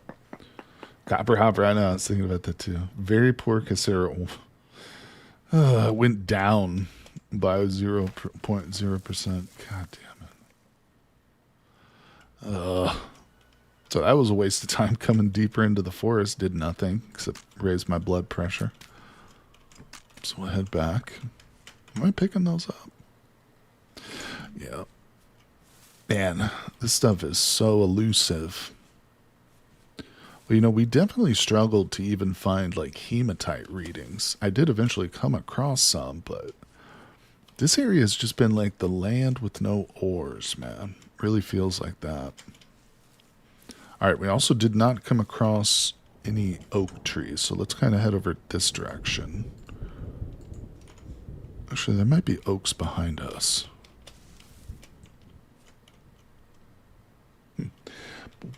Try cave diving. It's not a bad idea. Yeah, if we find a cave around here, we'll definitely check it out. Yeah, we just got to be careful of the underground stuff, but that goes without saying, obviously. You know, that's another thing, though. To be honest, I haven't seen like a whole lot of caves. But we're looking. We'll go into some if we come across any.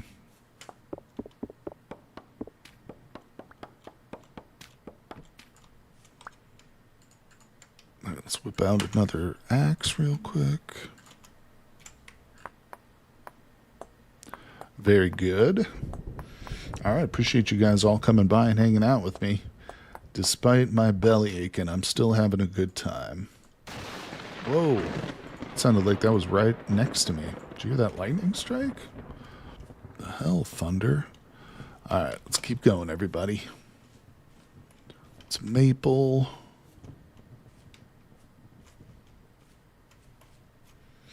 Like the stream and subscribe and follow. That's right, Big Rod. Appreciate you guys. Thank you all. I got a new video out for the berry bushes too. If you guys haven't seen that, yeah, 1.22 patch. It's going to make a lot of changes to the berry bushes in Vintage Stories. So if you haven't seen it, definitely go watch that one. It's on my YouTube channel. It's not totally comprehensive. Of course, things are always subject to change, too, before the big update. Well, here's an oak tree right here. I don't know if I want to cut this monster down. I could just cut part of him. Take out one of his limbs or something. Berry bushes getting the nerf. Yeah, I mean, and not... If you're putting it simply, that is kind of true, Dickie. I would say it's going to be more difficult to start the game now in a world, just because berry bushes are not only going to be harder to see, because the berries are going to be more difficult to just find because of that, but it feels like they don't spawn as much. It could just be the world that I generated into when I was testing them out. Maybe you start a world and you've got dozens of berry bushes around your start location. I don't know. That's kind of randomness, but they are more difficult to see. Normally you can spot like the red berries, the red currants from like across the map. You can see a red currant bush with berries on it, but not in 1.22. It's going to be a lot more difficult. And of course, propagating berry bushes is a whole new thing too. It's like an agricultural activity more than anything else. All right, well, I just broke both my axes doing that.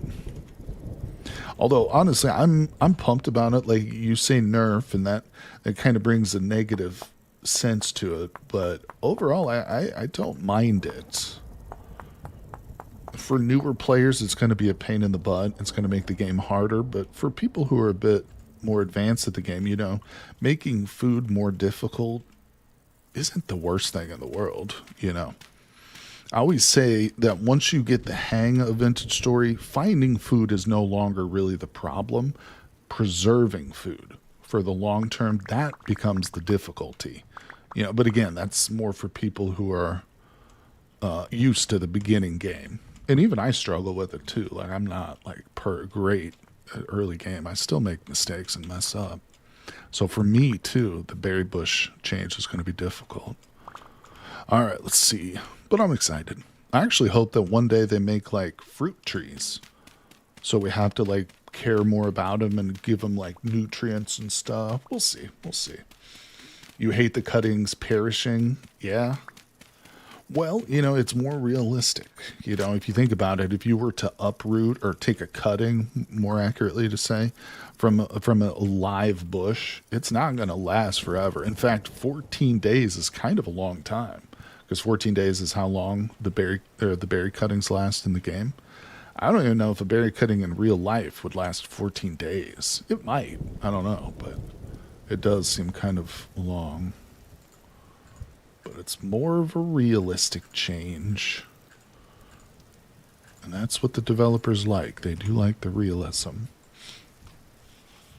You're already waiting a full year plus for fruit trees. Now the berry bushes are harder to manage. Yep. Same with the needing to wait a long time for dairy. That's right, Starch. That's true. That is right. It is going to be more on par with fruit trees. You'll get some berries early on as you're exploring when you first like log into a world, but after a point, you're going to, once you settle down and you've got the cuttings and you're planting, you're not going to be eating berries for a while unless you go out and keep looking around for them, But yeah. All right, let's see. We got some decent wood.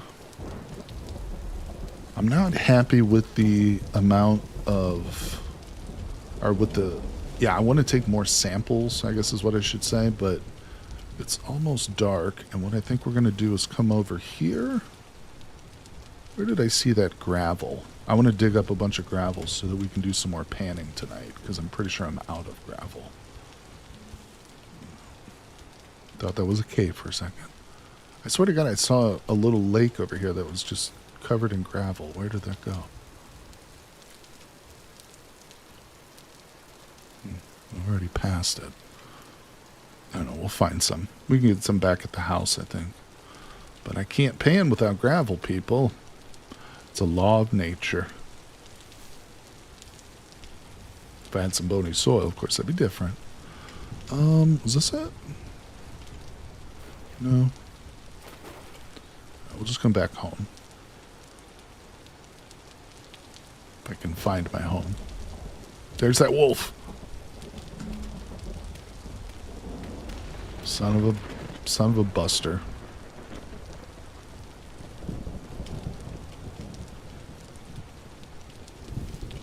There's the last place I saw the wolf.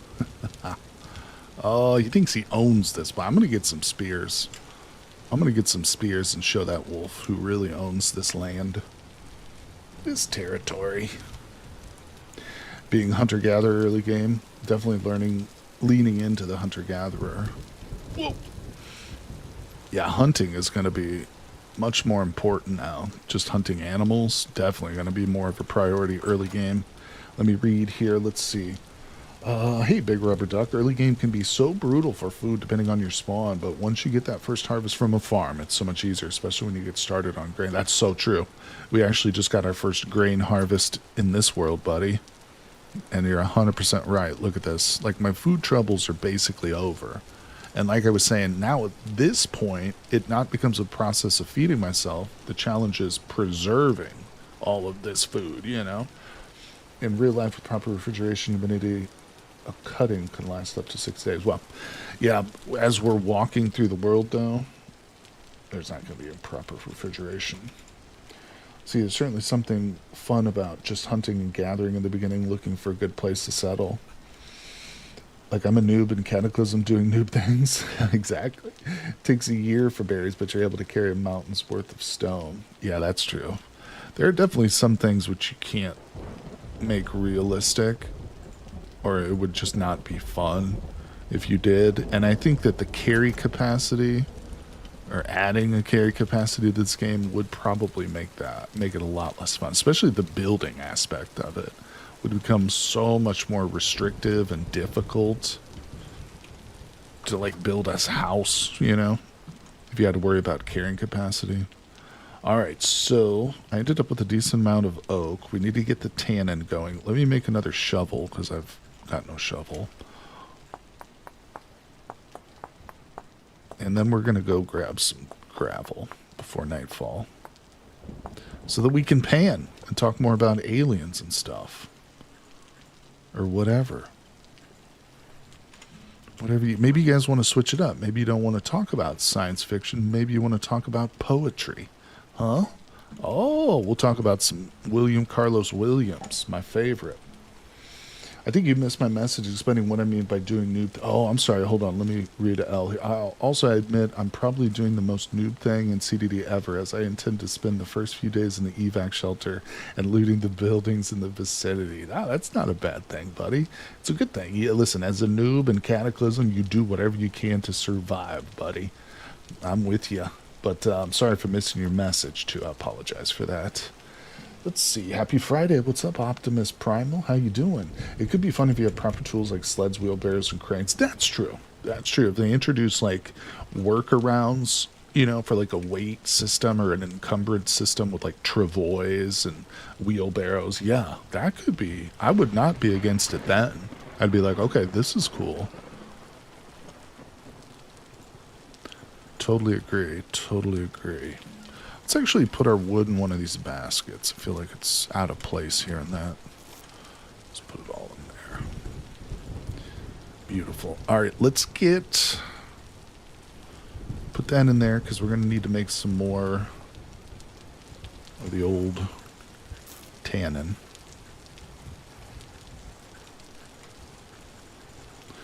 Alright, let me get this sorted out. Good. Now, let's go back outside real quick. Break out the torch for you guys so you can see. Alright, let's get in the lake and start digging up some sand or something.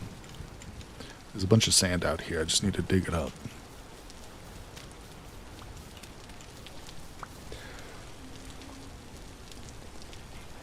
Okay, aliens. Wait, so I found a sling bag, duffel bag, a bunch of meds, and some fitting clothes like leather pants. That's a good start, buddy. A duffel bag, it's not the best backpack in the game, but that's pretty good, dude. If I find a duffel bag like early on in my run, I am real happy about it. An elk-pulled sled would be neat for winter expeditions. Yeah, more usability with the elk is definitely something we need. 100%. Like add wings to it and make it a Pegasus. Sure, I'm up for that. It's my first attempt after just watching some tutorials, so I'm just kind of, poking the game with a stick. Yeah, bro, totally. The first time I played it, Oh, hey, thanks for the follow. Scared the crap out of me. Kenny, subscribe to the channel. Thanks for the sub, buddy. Appreciate you. Okay, I'm getting shot out. Hold on, what was I going to say? Oh. Oh, wow, they're all over the place. Kenny, thanks for the sub, bro. Appreciate ya. You're the best. Alright, how did I end up with a cranberry bush in my inventory? What is happening, people? What is going on? Alright, put that in there. I guess I'll put that away. Let's get to some panning, folks. Let's do it. I know you guys are super pumped. I make the same joke every time, but that's how dad jokes go. One of the factors of being a dad joke is the fact that you tell it so much that it like loses meaning. You guys ever do that? You ever say a word so much that it just like loses all meaning to you? Let's do that now.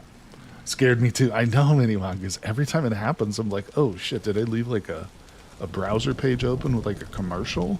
That's the first thing I think of every time it happens. And you know what's crazy is after the last stream, I went in and turned down the sound. I went into the Twitch overlay thing, notifications. I'll just have to turn it down more. Either way, I'm complaining. Somebody just subbed to my channel. I shouldn't complain. I should be happy. Shout out. Let's go, everybody. Actually, I think I'm going to hop up and take a break before we dive into our panning session. Yeah, we've been going for a little over 2, but don't worry. Stream will continue. So I'll just be back here in about 2 minutes. Grab yourself some refreshments, everybody. And I will see you soon. Oh my God! Did you and Andy just... Oh, hold on. We got to... wait, we're taking a break on the break. Andy just gifted subs, dude. Nice. It scared me again, too. Hey, thank you very much. Thank you, Andy. So congrats to Lasagna, Regine Brayu, the Feep, Corn Muffin, the Orange Shear, Russian Princess, IG, Mini Spear. Congrats, Old Greg, Cannibal LOL Cost. I love that name. Yeah, all right. Thanks, buddy. I'm going to grab my beer. I wish. But no, I'll be right back. Thank you so much for the subs, Andy. Appreciate you, dude. And I'll be right back, folks.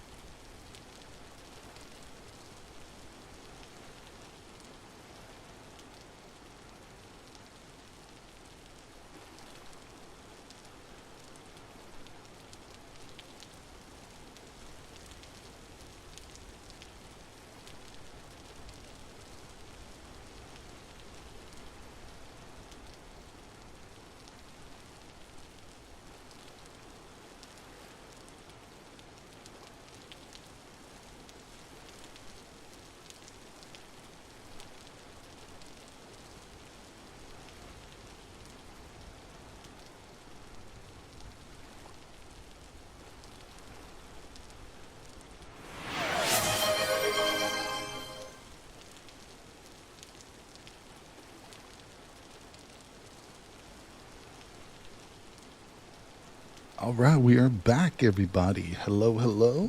Hopefully that didn't take too long. Andy, thank you. Another one. Hey, congrats, Slash him. Hype train reached level 5. Yep, get that going. Get that going. Hold on a sec here. Yeah, I'm sorry. I should... You know what? I can add that overlay, Mini Mongoose. I'm so glad you said that about chat not showing up whenever I have my little overlay on. Yeah, I need to, actually, I can change that. I'll have to do it between the streams, but yeah, I can change that so you guys can see chat while I've got it, you know, bypassed or muted or whatever. Hey, thank you, Pexi Cambero. Subscribe to the channel. Thanks, my friend. I appreciate that. Now, I noticed, too, just as I was getting up, that Elle said they had a question. Hold on, Elle. I can check that out. What kind of cat we form in here? Wait. That's not the question. How good is it for my first try that my character hasn't died immediately upon looting the houses or near that you've actually... No, that's good. Probably doing the most noob thing ever. Okay.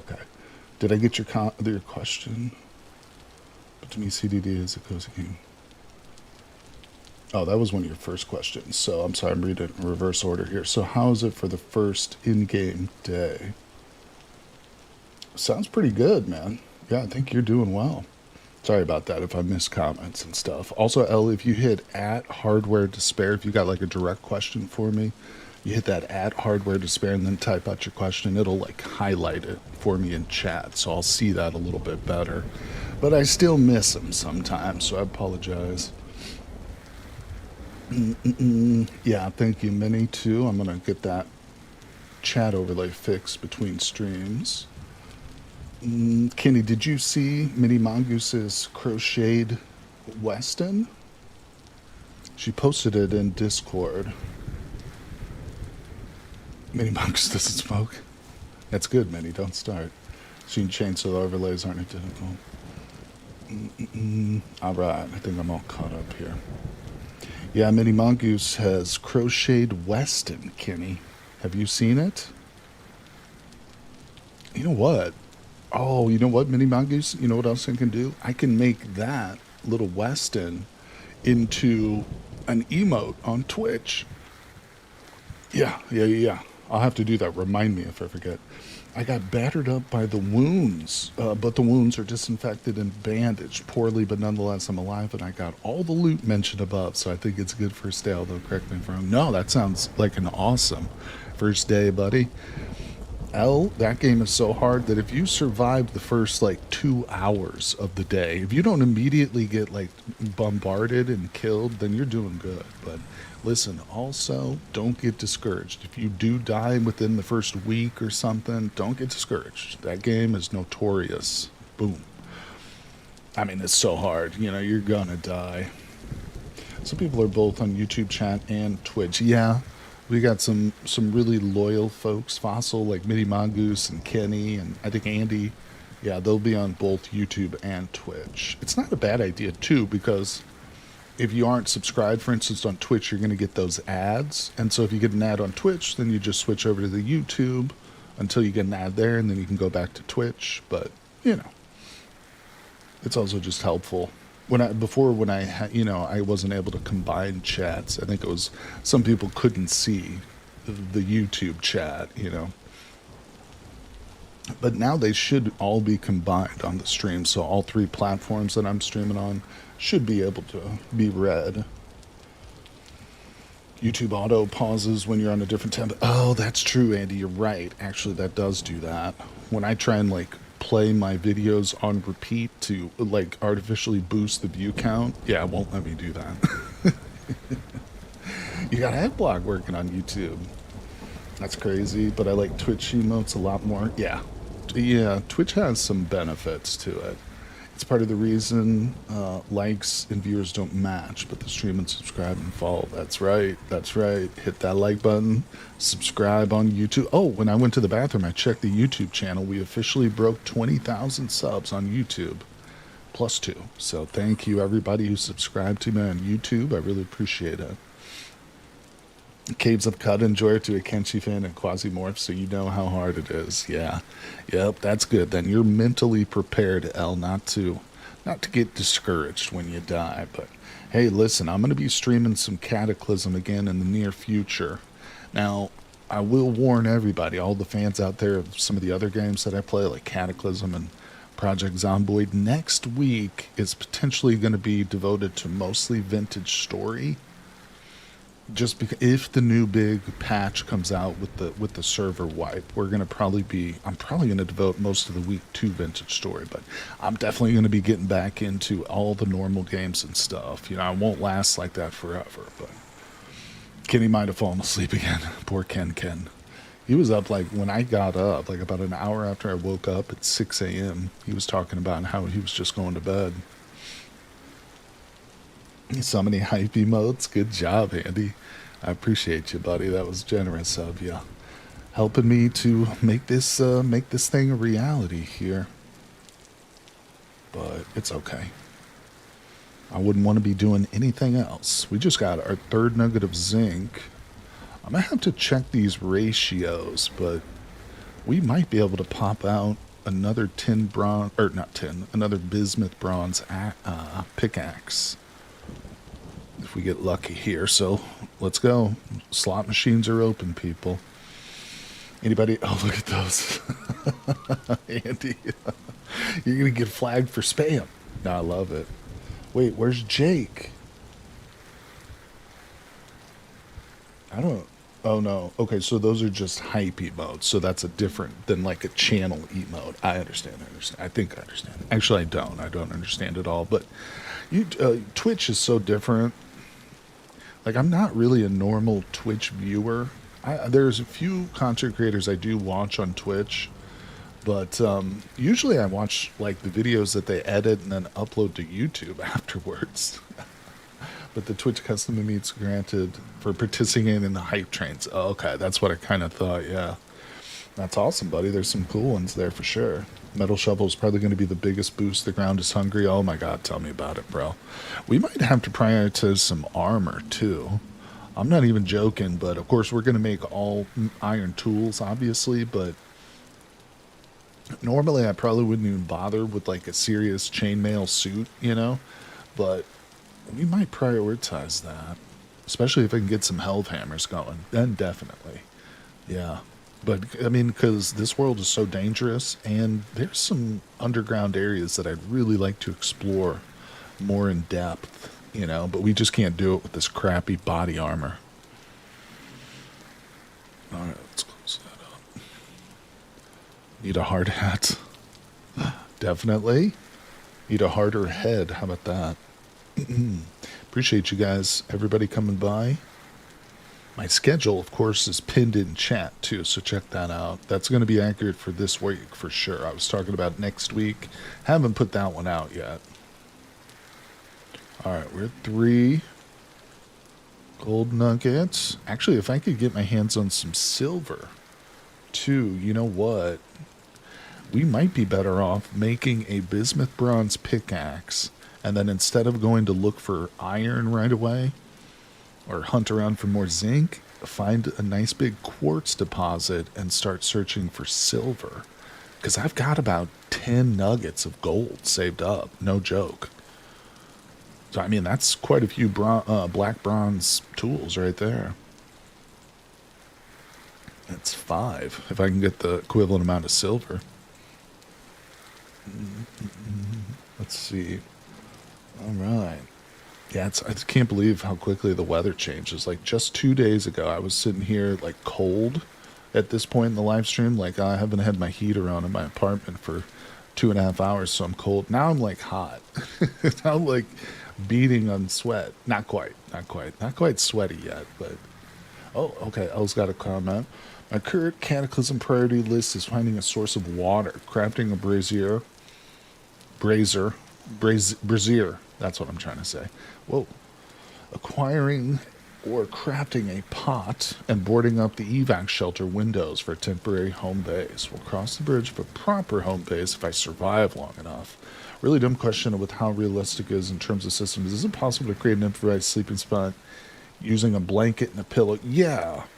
Essentially, when you're sleeping, if you're just talking about the overall quality of your sleep, A blanket and a pillow and a teddy bear will help to improve wherever you put that, whether you put the blanket, teddy bear, and a pillow on the ground, or if you put it in a car seat, or if you put it on a bed. It's going to increase your sleep effectiveness, essentially. You know, where it says like you're tired, that's going to, you know, recover more quickly, depending on how good it is. It's not going to protect you necessarily, you know. If you're just using a blanket and you're laying on the ground in the field, you're probably still going to get cold, especially if it rains. But yeah, it can help. It can help. And don't neglect that teddy bear either, buddy. Don't neglect the teddy bear. I mean, something like a bench, because I want to improve sleep. Yeah, you can sleep on a bench. I found a blanket in one of those houses and consider that for sure. Benches will work. The chairs, I know what you're talking about. The benches in the evac shelter. Yeah, just throw a blanket, a pillow, and if you can get it, a stuffed animal. Lamoir looks really wilderness survival. That's a good option. That's a good option, Rod. Maybe that's what we'll go with. Well, that was one of the reasons, Rod, that we wanted the leather, wasn't it? I'm prioritizing this mushroom leather so we can make some armor. Yeah, because we're not going to be able to whip any kind of good armor without the jerkin or whatever underneath of it. Real men snuggle with teddy bears. God damn it! You better believe it, Dickie.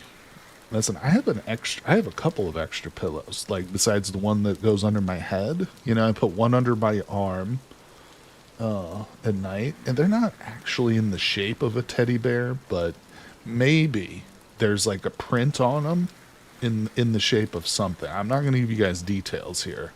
I'm going to leave it up to your imagination. But do I just drop it on the bench? Yeah, just drop it.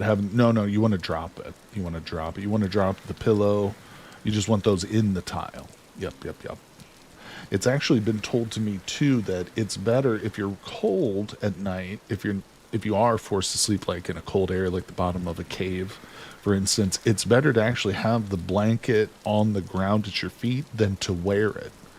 Because you know how you can wear a blanket? It's actually, you get more of a warmth bonus for being like an accessory while you're sleeping than a piece of clothing. Now, it would be best to wear one and sleep with one if you had two, but if you don't have two blankets, then it's best to just put it at your feet. Woodland wire gets repaired, which is firewood, though, so it's really easy. Nice. We need leather, though, right? Even for that basic firewood stuff. Don't we need leather still, Andy? I think we do, don't we? So we're kind of working towards that. Oh, pelts. Andy said the first part in YouTube. Second part or the first part in Twitch, second part in YouTube. And it threw me off, but I knew. It was like talking to Andy's clone almost. Makes sense. In real life, chilly room improves your sleep quality. I agree, dude. I love the winter, kicking open my window, getting like the room down to like 0 degrees or 30 degrees or whatever, real cold, and just having like extra blankets. I've actually heard that babies sleep more restfully like that too. Like if you put your baby out in the cold forest, don't do this, and then you just swaddle it with a lot of blankets. I disagree. I bet that info is based on the male body.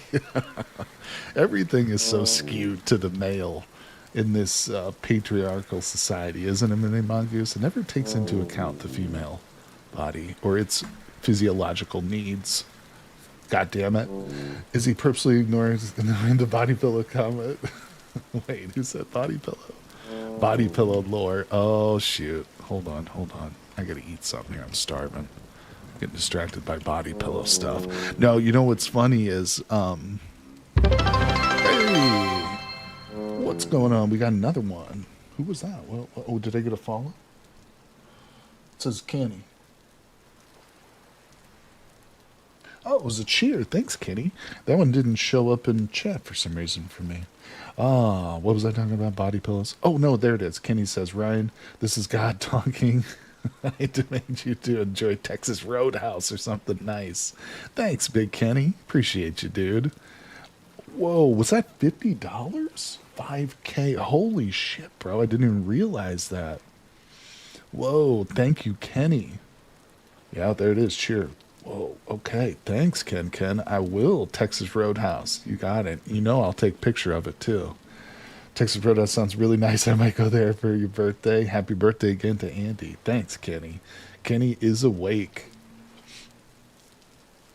That was a big one, dude. Legendary. Thank you, my friend. You just made the whole month for me on Twitch there, for sure. Yeah, it's Andy's birthday, too.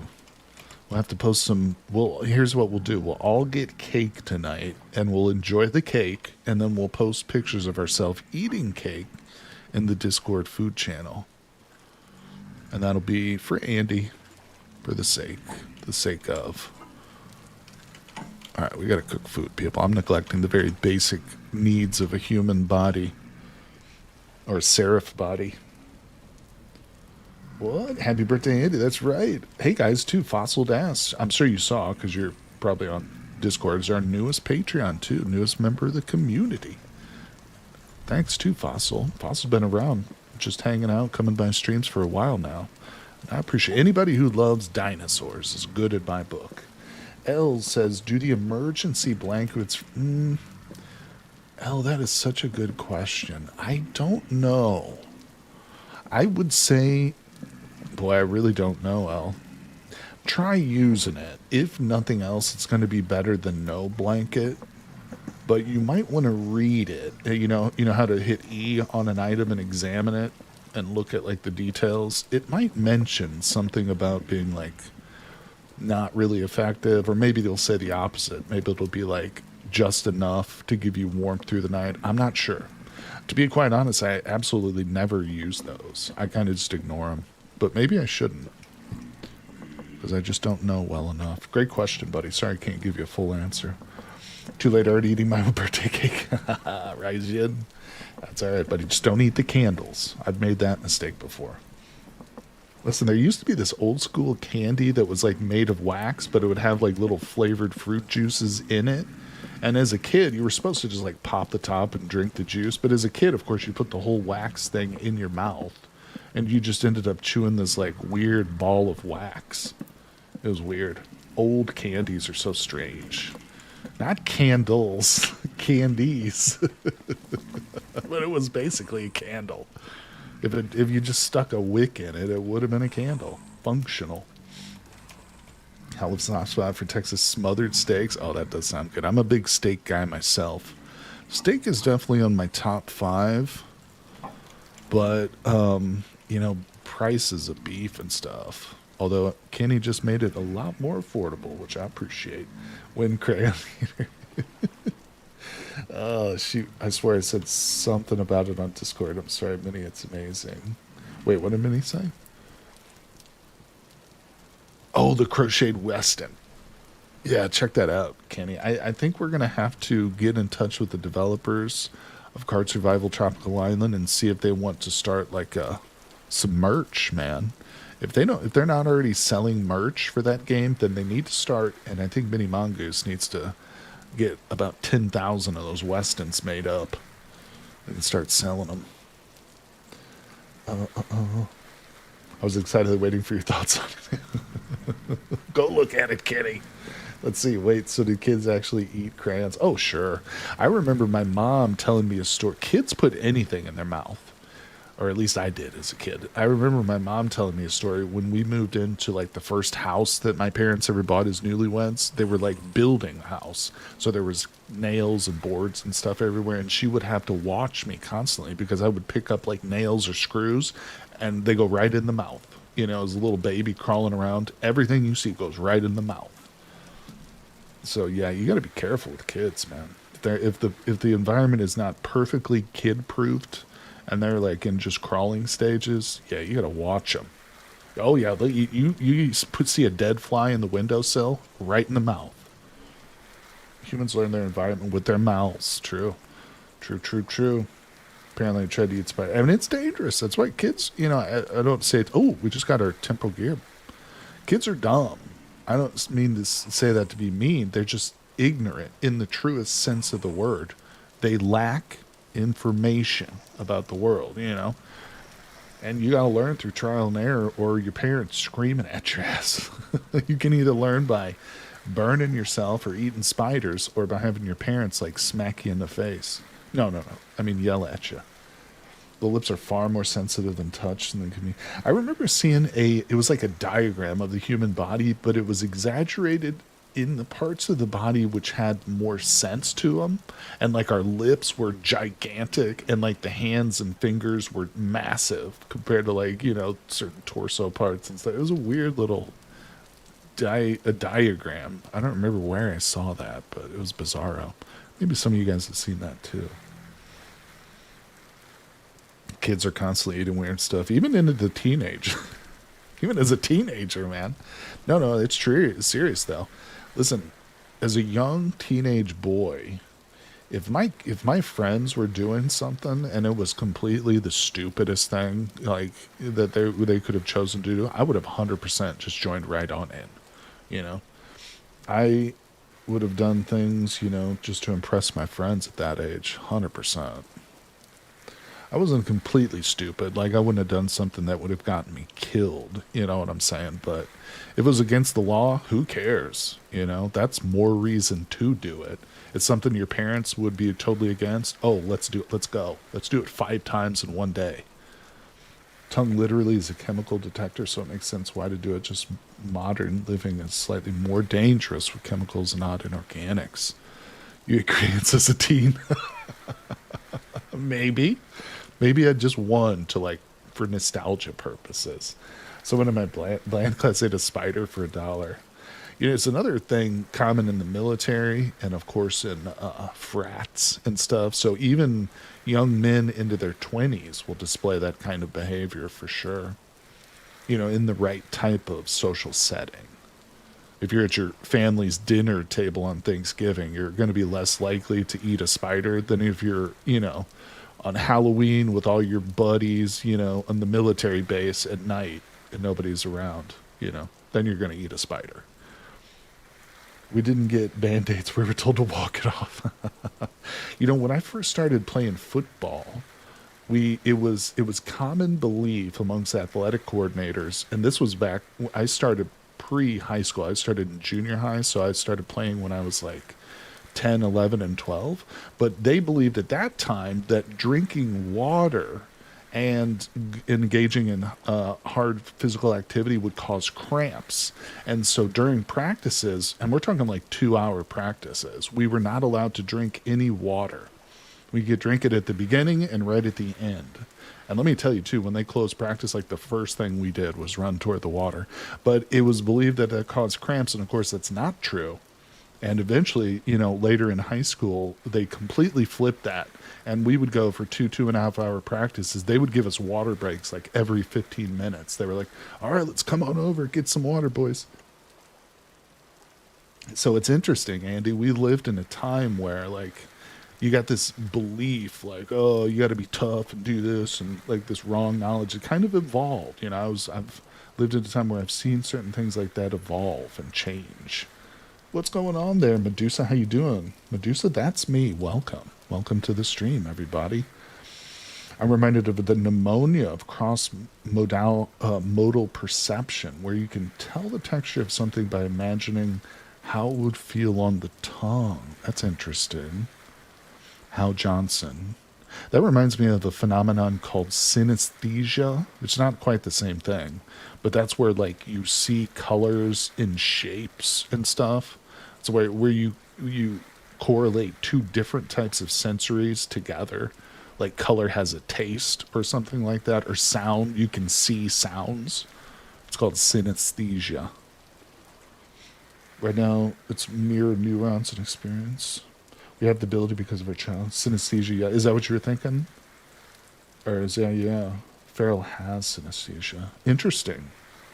I mean, I remember watching a guy who was on a talk show, and he was able to recite the numbers of pi. I think he was like the world record holder for a real smart dude, and he was able to do it because he had synesthesia.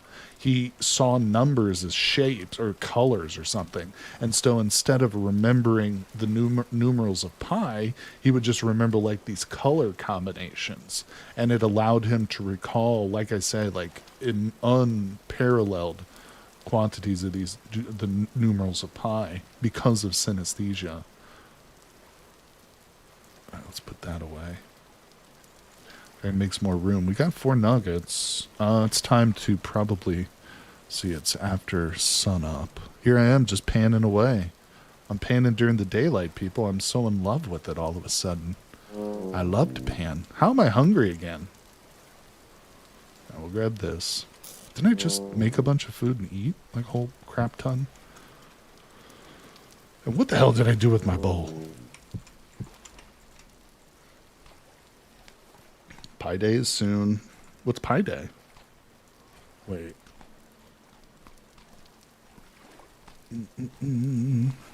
I was able to cram in 26 numbers of pi in my memory directly before having to recite it and won the contest. That's awesome, Mini Monkus.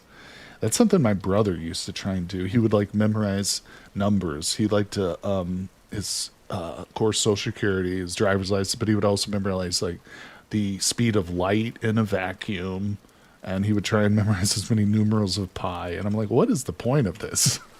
Why are you doing this? All right.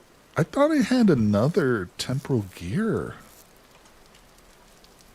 I swear we had... Oh, it's probably down here. No? I swear I had another one. Well, I'm glad we got this one, but... Oh, it's on my neck. Damn it, Andy. I saw your comment just as I was thinking. I remembered. Technically, I remembered that. Listen, okay, that's another part that if this was like a Let's Play series, I would edit that out. That would be edited. So this is behind the scenes footage you guys are seeing. Yeah, we can reclaim that one too. That's right. That's right. I was not thinking properly. All right, let's put this in here and see if we can whip up something. I don't know ratios, people. I'm no good with these numbers. So I need chat to basically walk me through this, please. Chat, walk me. Hold my hand. I'm scared. No, that ain't gonna be enough. I think we got... Oh. I was gonna say, I think we got too much copper in here. Can I go... No, we're gonna have to use every last nuggums of that stupid zinc. Yeah. We did it. Rod's losing faith. Rod's actively becoming less of a fan. Oh, it didn't happen. I edited that part out, guys. You didn't see that. Now we need a partial person around 1.4 to say we have 5 days. Oh. All right, so that's a working. Let's see. We're going to pour out a regular pick. So I will put away this copper pick. That'll be like an emergency pick. If we like die and I have to dig out my corpse from like a cave-in, that's what we'll use. Let's move that so I don't step on it. Speaking of stepping on stuff, I am done with this hole in the floor. I keep sinking into it. Wait, I don't want to put sand there. I keep sinking in and it's super annoying. And it's, I dug it to capture a Bowtorn, and we did that. Succeeded, so. All right. What are we doing? Let's put that away. Not in that one. Let's put our metals away. Bing, bang, boom. We're looking good. I got a ladder, which I don't need anymore. Let's put that away. All right, what did I don't know why that's in there. Sticks. All right, put the signs in there. We're doing okay. We're doing fine, people. I'm losing my mind, but that's to be expected. X. How we doing? All right, well, that is a burning. Let's check on our mushroom. We got real mushroom love. Wait a second. This sand was right here. And now it moved. Who was shooting me? Oh, I see it. I see it. Dude's in the water. Hey, yeah. That guy had, like, a machine gun. He got, like, 4 shots off on me. Never seen a guy shoot that quickly before.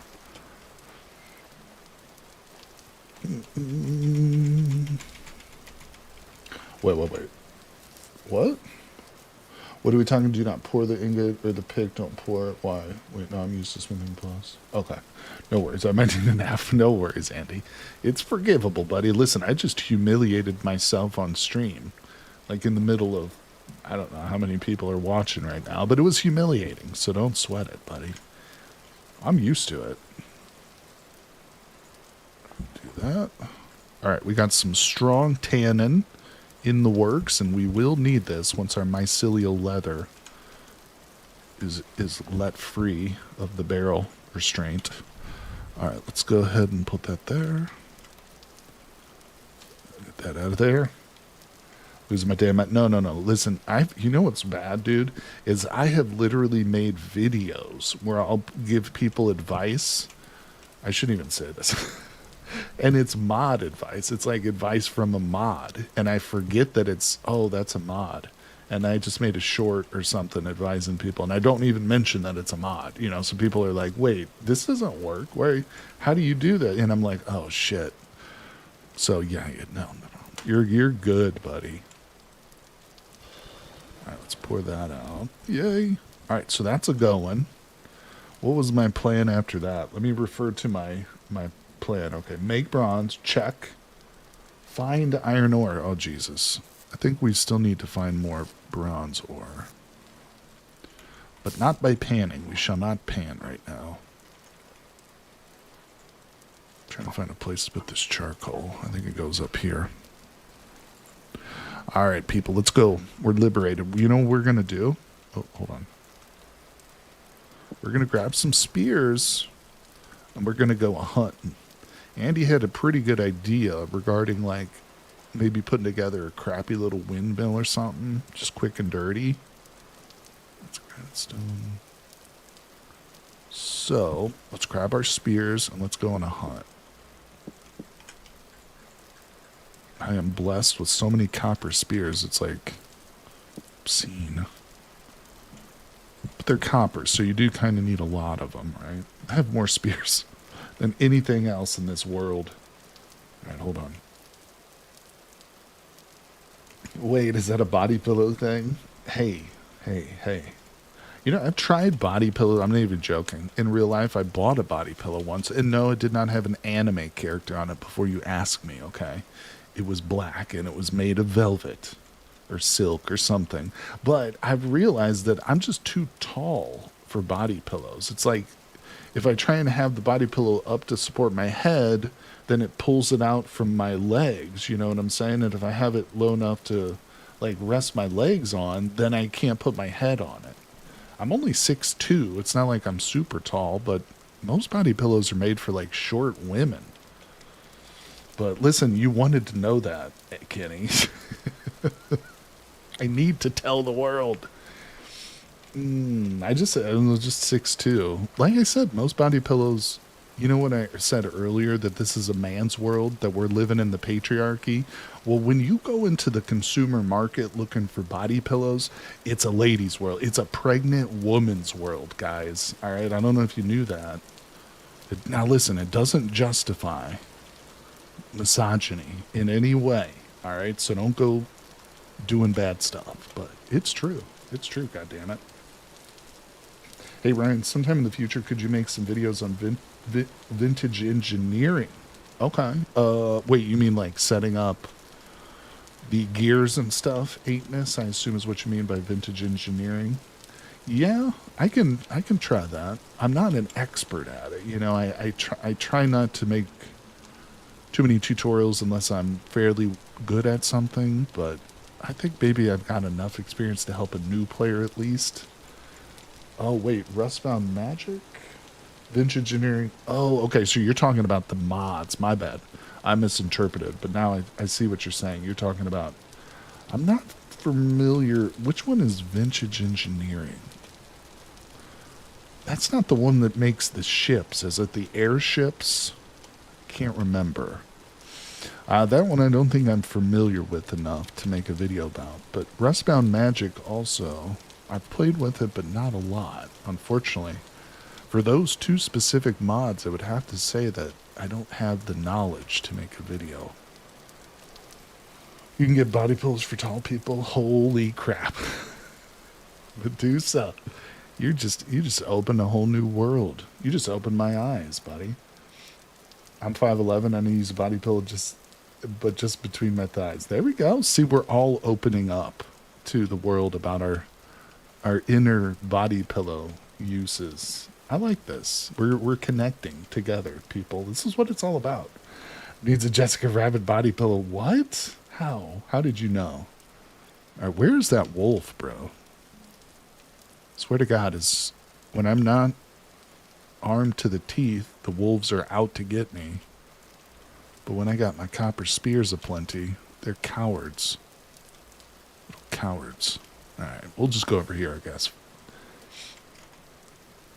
Andy62. Okay, we'll stop the body pillow talk. So you say, wizard. Listen, you can't dictate what people say in chat. I've tried. I don't even have that power. I discourage people from making fun of me constantly, but it still happens. No, I'm just kidding. Let's see. You can have a spell in Rustbound Magic that teleports you to another. You can make and can dig a 3x3 hole. That's awesome. My favorite part about that mod, what I remember about it most, was the speed spells that Andy would bless me with occasionally. Oh my God, there's nothing more fun than getting like that hyper speed and just running, just going running. It was so liberating and cool. Like getting on flying mounts is fun, but no, those speed spells were the shit. Hardware, not gonna lie, Rustbound Let's Play where we all learn together would be good. That's a good idea, Kenny. That's a good idea, dude. Actually, that's a real good idea, because I've been thinking about like my next challenge series. It's not going to be coming for a while because we've got the top server, to play around with. But no, that's a good idea for like an upcoming challenge series. Because the great thing about Rustbound Magic is the developers are really on top of it. They keep it updated like really well. Not to disparage any other modders out there, because I know people have real lives and modding is essentially just a volunteer activity. But sometimes people don't get their stuff updated for weeks or whatever, but Rustbound's not like that. They're pretty good about it. I'm almost 14. Wait. 13 and working in a pharmacy and 5'10". Oh, wait. 24? Wait, how old are you? Fossil got me spooked there. Some Doogie Howser. I know. I'm like, wait, how old? Miniature Mongoose is 5'3.5". Got to put that half on there, Mini Mongoose. That half is actually what takes you from the miniature to the normal size, That's the cutoff point. I'm short as heck. I'm like a dwarf. Oh, wizard. There's nothing wrong with short people. Apparently, I'm a medical enigma, as I grew about an inch like a year ago and apparently look even taller than that. Wow. No such thing as too tall or too short. Diversity is wonderful. I'm with Rod on this one. Rod von Clarkenstein's got my vote on it. All right, let's go murder some stuff, people. I'm tired of all these cute critters and woodland creatures living in my backyard. It's time to eat their bodies and devour their flesh. My doctors write me down as 5'4". The half-inch matters. God damn it, it does. I'm telling you what. Matters a lot. It matters in doctors' offices and roller coaster rides. And a lot of other places, too, people. It also makes me taller than my mom.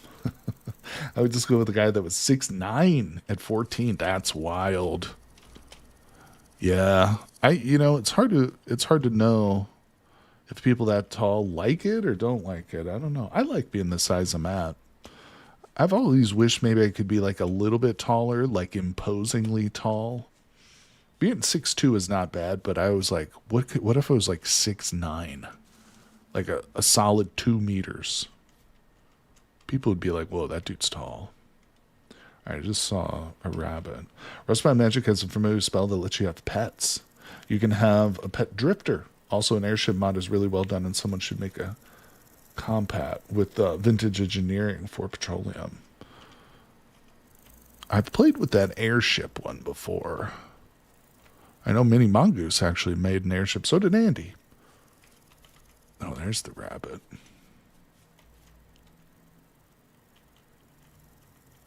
I can just get a visual on it.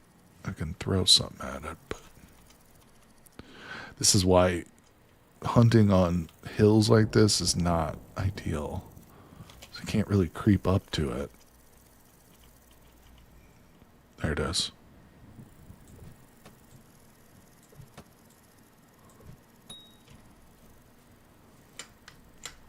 Oh, that was a chicken. No, that was a rabbit. I grew up having to look down at everybody, and everybody always said I was tall. And they never believed me when I said I was among the shortest of the men in my family. I think it's Andy's I'm talking about. I knew someone in my kindergarten class who was like 6 feet. She was insanely tall for her life. Fossil, your liver lines up with my elbow. I have one male cousin that's shorter than me. I only do so with friends because I don't like touching people or being touched. My brother's like that. My 15-year-old daughter is 5'9" and a sloucher. My tallest cousin is 7'4". You got some basketball players, don't you? All right, I think I saw another creature over here. So I saw something run this direction when I killed that rabbit. I think it was a chicken.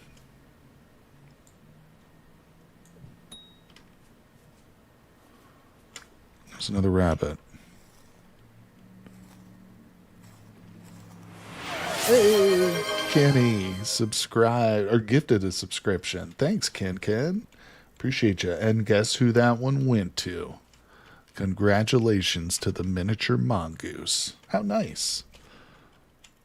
I'm sure Kenny would have, if he could have picked, he would have given it to you. You should make more vids with dinos, Ryan. Yeah, buddy. You know, 8.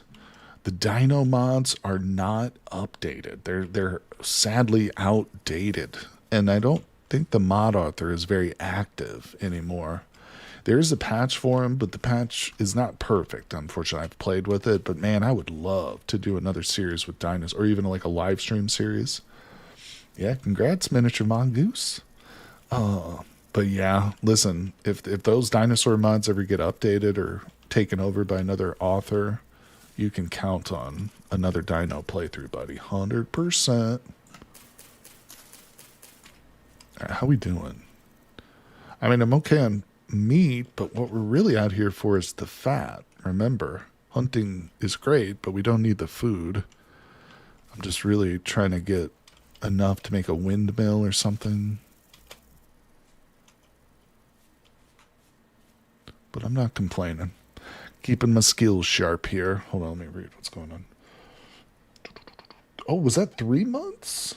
Oh, Kenny gifted 3 months to Minnie. Thank you, Kenny. That's very generous, buddy. Congrats again. Congrats triple to Mini Mongoose.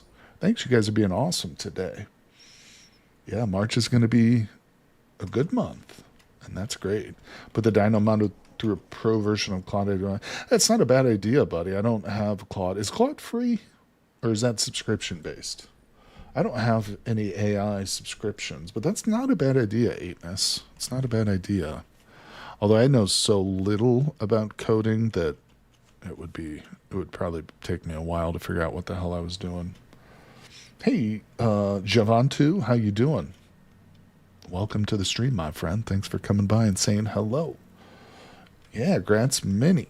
I can abuse the Towsy emote for 3 months. Abuse? Never. You can't abuse something that as precious as Towsy. Look at this, people. What was I saying earlier about an excessive amount of landmarks? I mean, could I be any more paranoid about getting lost here? There's 3 within, like, stone's throw of each other. What is wrong with me? Scared little boy. Just a shivering, frightened little child when you get down to it. Claude has a free version, very limited. 20 USD per month is pro. Gotcha. Worth it if you're a mod lover. I wouldn't say that's excessive. AI screws up coding a lot. It might, oh, my excerpt, make it barely functional, but not at the level of an actual dev code. Well, that's true. That's true. I can make it excessive. You're being thorough. That's true. That's true. I am extra paranoid about getting lost. I won't lie to you about that. All right. I feel like we're on the trail of something big over here. I feel like there's got to be some goats. Oh, don't forget too, folks. We actually do have the Pegasus mod installed on this world. We haven't seen one. I've never seen a Pegasus. I've played with the Dragon mod, and I've seen those, of course, flown them. They're glorious. But we could stumble across one of those, and if we do, we're not going to kill it, obviously. That would be a crime, a true crime, against D&D. Against my Dungeons and Dragons love. Yeah, flying horses, dude. So it's made by a really great mod author. Shintaro makes a dragon mod, a Pegasus mod, and a horse mod. The horse mod, all of them are mounts. You can mount the dragons, the Pegasus, and the horses. The horses are terrestrial. They just run on the ground. But the dragon and the Pegasus are flying mounts, dude. There are flying mounts for Vintage Story, yes. They do have a requirement. There's one mod called Jaunt, Jaunt, which is like, it facilitates like the riding part of the, and so you do have to install another mod called Jaunt, but I highly recommend them. Like I said, I've played with the dragon. The taming process takes about a season. I want to say it's less than a full year. Well, and again, this is with dragons, but I think that the Pegasus is pretty similar, and so is the horse. Actually, they might be a little different, because with the dragon, you have to find an egg, and you hatch the egg, and then you've got a little baby dragon that just follows you around, but it gets bigger and bigger. And eventually, once it grows to full maturity, you can put a saddle on it and fly it around.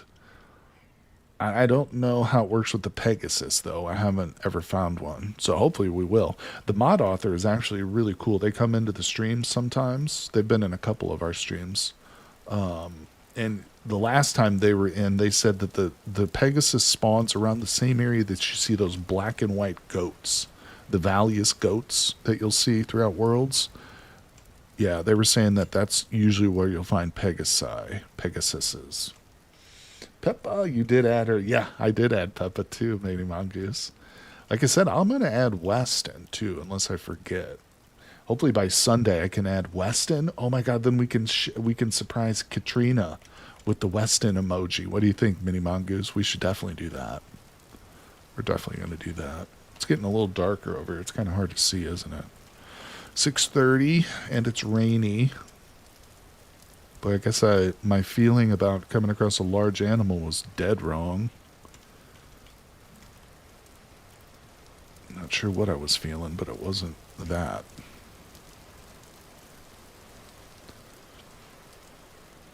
Wouldn't it be funny if I got lost right now after just complaining about all the landmarks that I built? All right, let's see. No, we're good. We got a landmark right there. I can see it.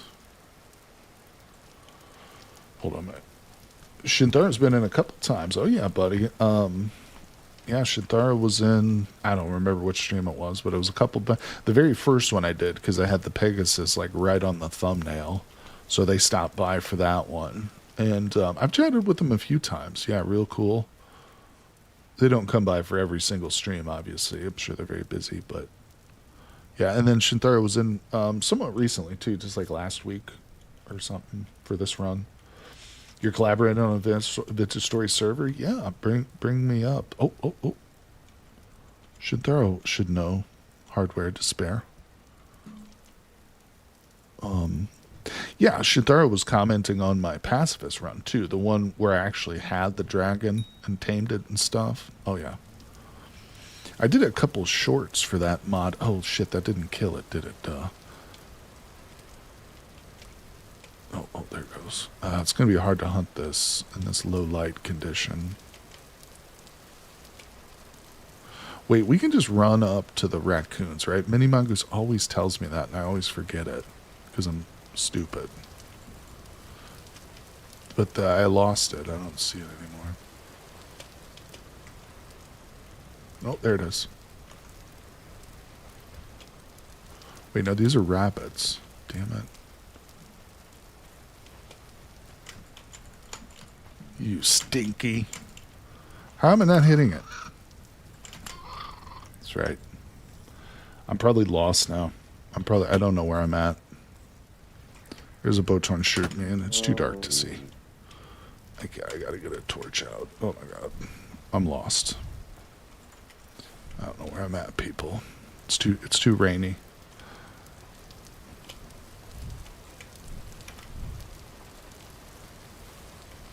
I gotta get home. Sun is going down, and I can't really see any of my... There it is, right there. Alright, I can see.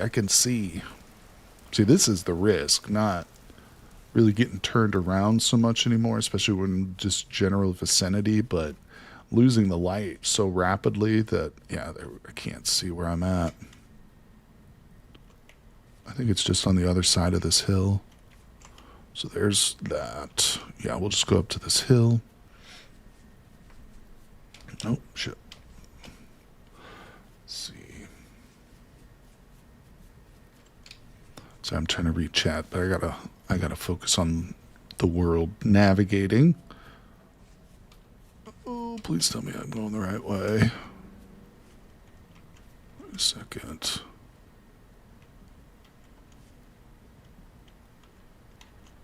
Not seeing my landmarks, but I think we're just on the other side of this hill.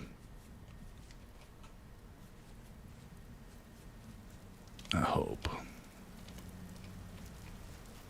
Oh, yeah, here we go. Here's another landmark. Point me in this direction. Here we go, people. I need to set up a couple of oil lamps out here around my property too, don't I? Just like a few lights would really make a huge difference. Really would. Obviously, torches aren't going to work.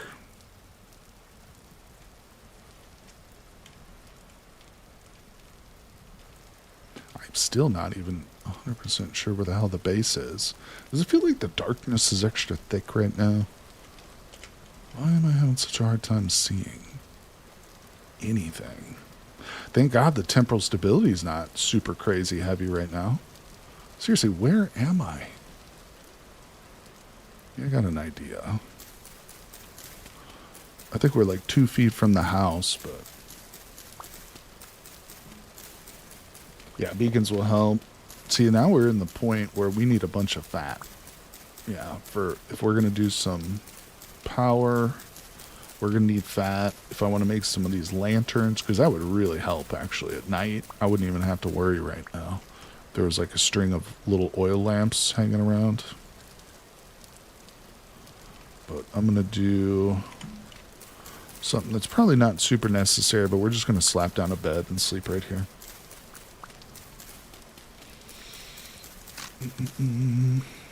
And try to make an actual video game, have a basic understanding of how to code, but not enough. I'm much more artistic. I think that with that kind of a skill set, AI could be extremely useful for putting together and for actually accomplishing that goal of making, which I highly encourage. I'd love to see you give that a shot, Fossil, for sure. All right, let's do this. So think I could drink it. Feels like that too sometimes when I go caving. There'll be times when I go below ground and like the darkness isn't so bad and I can like walk around. But then there are times where it like feels like the darkness is just like super thick. And I can't navigate underground. I feel like that's how it is right now. Because I think our house is right over here. But I'm not sure, and I don't want to just start wandering in directions. So we're just gonna sleep.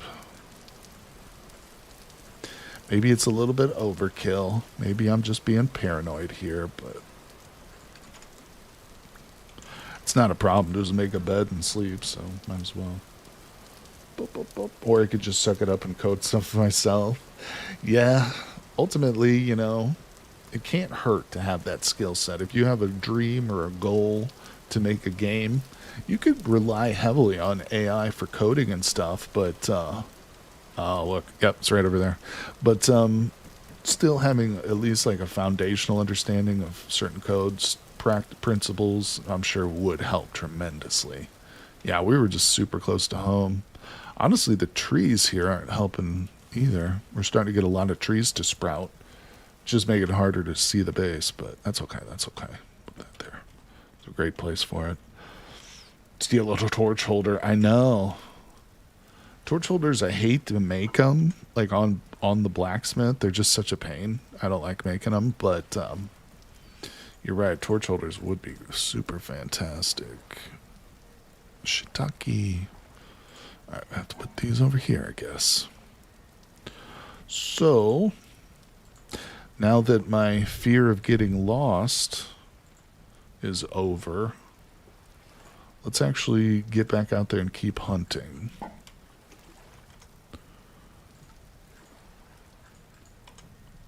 God, I miss expanded foods and a culinary artillery. I could just install it in this world, no problem, but put you down. Alright, let's go hunting. Wait, I don't have any food.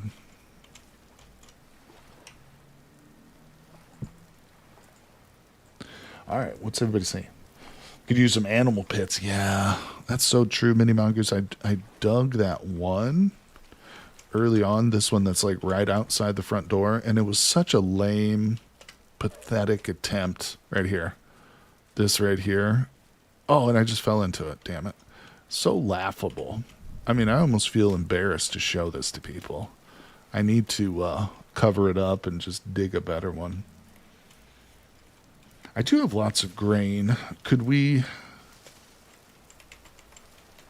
I mean, you say luring animals, but unless there are animals nearby, just setting a trough and putting grain in it won't necessarily lure them from far and wide, will it? You know, actually, you got me thinking, though. Let's go over here by these pigs that I captured. For one thing, I don't need 2 pigs. We can probably go ahead and kill one of them just for the fat. Wait, okay, hold on. Let me read chat here. I used mod Dwarf Fortress. That was pretty fun. I love Dwarf Fortress. Couldn't play it without the mods, too, so thank you for modding it. Good looking at it, see if I'm able to get things done myself. Just there are bugs. I keep getting hella stuck. Couldn't figure it out. Excuse me. I want to ensure that the game is COD 3D smoothly in a way that even people with low resources can play. That's a good idea. Lure in a pit or a fenced area. Oh, I see. The pit lure is smart, actually. Yeah, that's not a bad idea. God damn it, I keep falling in every hole I look at. This would be a good little pit right here. This natural spot. I could just dam it off in a couple of places, like bring up the wall right over here. And this could be a pretty good natural pit. We'll think about that. Let's move, though. I'm in active hunting mode right now. I've got that hunter mentality, people. The caves are luring you. I know, I feel the pull of the underground. You like no excessive lines or janky lines? Probably H torch holders in those caves. There could be. Alright, here's one of the piglets. Oops. I'm hoping maybe there's some females, but that's not something we've had any luck with. Like, I found this pig early on, caged him up, and we return again and again, but there's never any other pigs near him. For some reason. He's like the nerdy dude of the class. No ladies like that guy. Sorry to all the nerds out there. I apologize, but that's life. That's how it is. Let's see. Let's go over to this side. You know what? I'm almost willing to hunt a bear right now if we see one. Let's build a little bridge, actually. Something I probably should have done early on. Excuse me.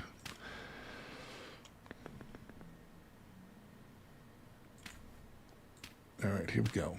Nerds can be sought after. Oh, that's true. That's so true. You're right. You're right. I was just kidding around. I'm not trying to insult anybody, certainly. All right, here we go. We're on the other side of the river. Big old deer. 2 of them. Oh, you belong to me. Wait a second. Yeah, those are deer. Okay, I was going to say if they are goats, we'll try and lure them, but... Oh, that was way off. Oh my god. There's like no middle ground here. Also help if I could see the animal. Oh, and there's a portal.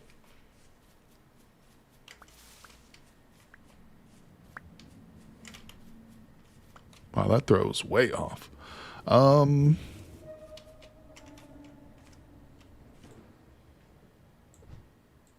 damn it. I can hit a rabbit with 1 shot, but a giant deer I can't even hit.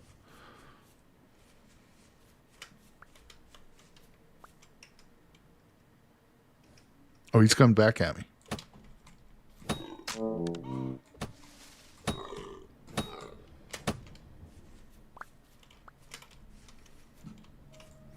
Got him. Joke's on you. I'm the married nerd. There you go, buddy. All right, not bad. Let's go kill the other ones. That actually took a decent chunk of my life away, but I don't have any healing. Deer seem so sensitive of our presence. Luring is actually exactly what I do. I don't know how much to pay for what I want. It would be fair for me as a coder. Okay.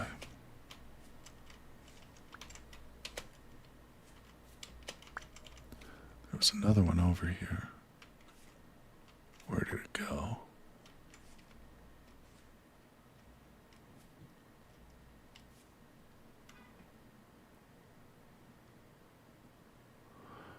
Rabbits aren't doing much for me right now.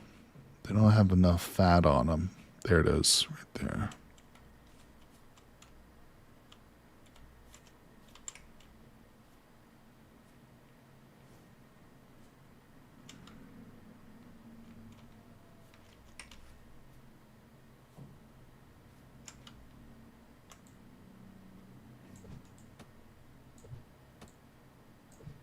God damn it. Just went behind that block.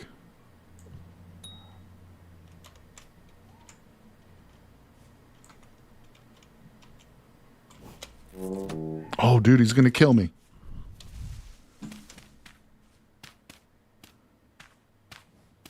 He hit me way far away.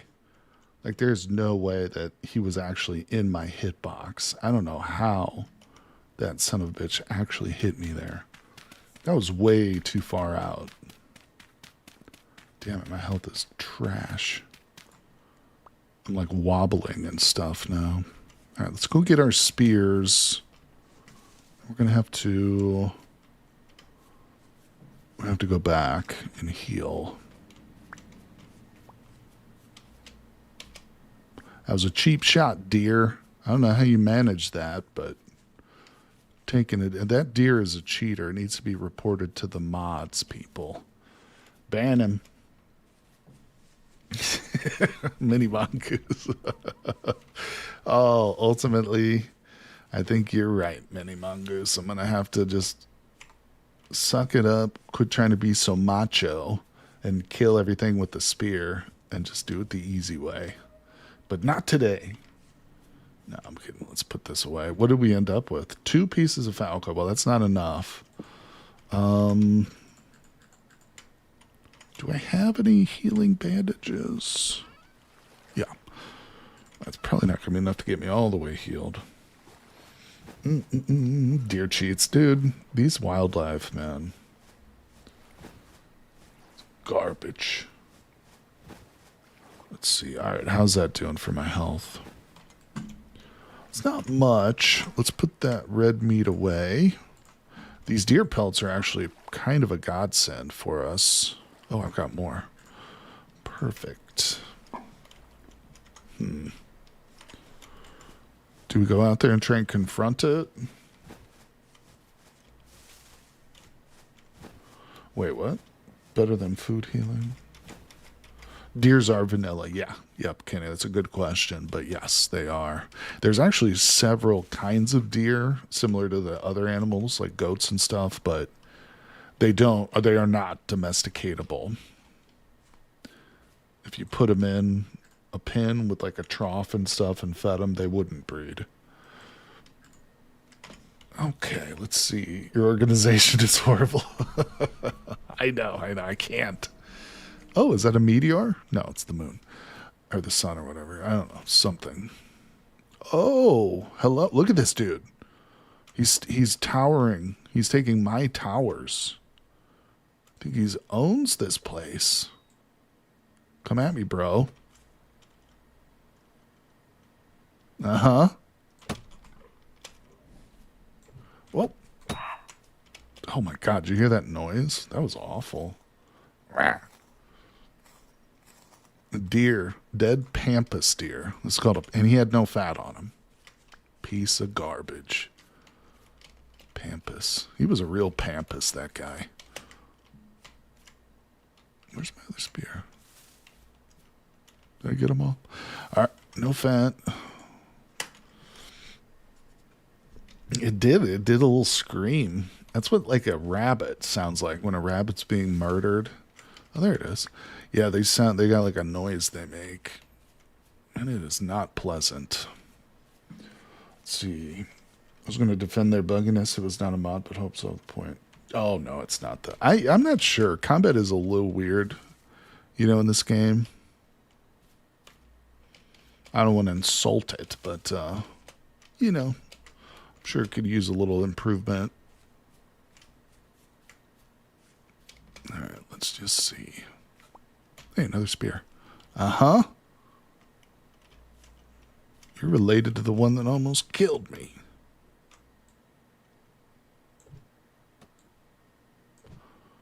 Really can't wait for playing the hunter class. Oh, there's a pig. Okay, that deer is running away, so that's a female. Wait, there's a pig over here by Jove. Is that a female? Are you a lady pig? It's a lady pig. I will now capture you. You belong to me, Miss Piggy. Me and you. We're going to make some beautiful piglets. Not me and you, but like, you and a male boar. That's what I meant to say, people. All right, I didn't bring my pickaxe, so we've got a nice little abstract fence set up. But here's the problem. Her boyfriend is right over there. So we got to get these two snout to snout, so to speak. Oh, well, okay. Not really what I wanted to do. That might actually cause her to despawn. Do you think that's going to... Is that going to let light in? Breed her with the frog? Sunset aspect is the main reason I want to try Malfactor. I'll be able to get 35% closer. I heard some chickens. Well, all right, let's go hunt the deer. Dig her lever. I don't follow. You can break stone by hand? Yeah, but it takes like 10,000 hours, doesn't it? Yeah, that's not bad. All right, let me break this, because I don't know if that's going to cause her to despawn. I don't know if fences block light like that or not. It appears that they're open, but it might not be. And this does need to be higher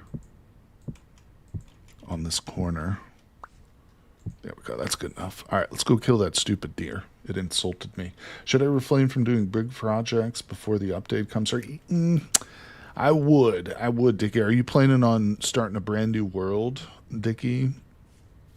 Because it's not a bad idea. I mean, listen, I know that people are there's probably a lot of people out there playing in worlds that you've been in for, dozens, maybe even hundreds of hours. I think we got a bear up there. But honestly, I would, with any update, I would consider this one to be one where I actually start a brand new world. Because we're talking rivers, we're talking procedural dungeons, We're talking rapids. There's going to be a lot of stuff that's going to be spawning in, you know, that you're going to want to spawn in at least new chunks in your old map. So yeah, if it was up to me, I would be like, yeah, let's wait for at least for the release candidate. You know, you don't necessarily have to wait till the full stable is out, but wait till that RC drops. Then maybe start a new world, or at least explore some new chunks, you know. But I think I've lost the deer because I don't see it.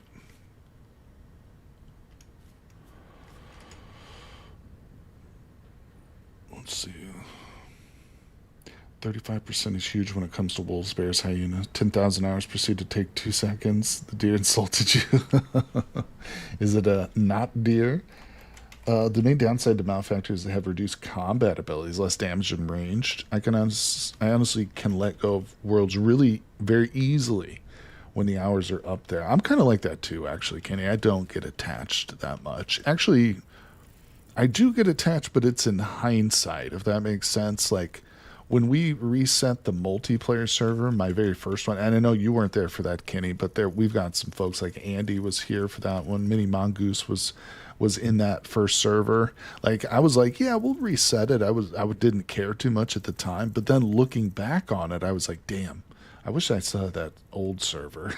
It was just such a fun spot.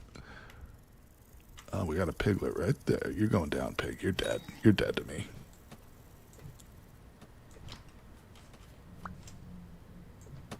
How? How am I so bad at this?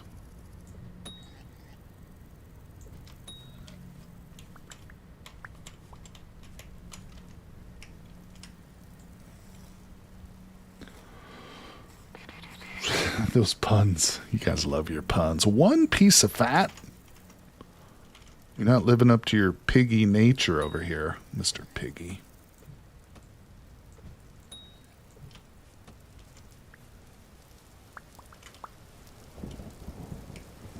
All right.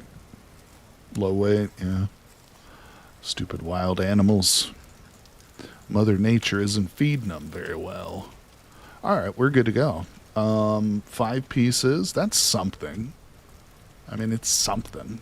Look at that. Got a little landmark all the way over there. I think we did good. That was a good hunt. Let's go back. It's only 1:30, but we're going back. Oh, digging pits is for the birds, Mini Mongoose. I'm a man. I do my fat acquisition like a man does, with spears. Wait, what did Minnie say? Maybe the low fat is karma for not taking the bones. Oh, Mini Mongoose. Just when I think I'm getting one up on the mongoose, she comes at me with a body blow and hits me with some karma stuff. Gosh darn it. One of these days, Minnie, one of these days, I'm going to get the best in our verbal tete-a-tete. All right, let's put this away. Bam, bam, bam, bam, bam. Well, not to worry, everybody. Progression, it's a slow game. When you're playing wilderness survival like this, it ain't easy, but that's the point. That's why we're here. We want that challenging experience, you know? If I didn't, I would just play a creative world or something all day, wearing a diaper the whole time. Something crazy like that. All right, let's get this cooking. But either way, let's see. Yeah, we've been going for about 3.5 hours today, people. So I think that's probably a good place to end things here. But don't worry, we're coming back tomorrow. We will be streaming right back here in this world, same time. And don't forget, my schedule is pinned in chat. I always keep that updated too every week. So make sure you check that out. Yeah, and if you haven't subscribed on YouTube, subscribe. Follow me on Twitch and Kick. Thank you again, everybody, for donating subs today. Kenny, Andy, everybody, thank you so much. Appreciate everybody who came by and hung out with me today. Appreciate you all. not be able to make it tomorrow. I'm sorry, Fossil. Well, don't worry. The VODs will always be up on the YouTube channel and on Twitch too, as soon as I finish the stream. But thank you all so much, guys. Hopefully I can see you tomorrow, and I will see you all on the next one.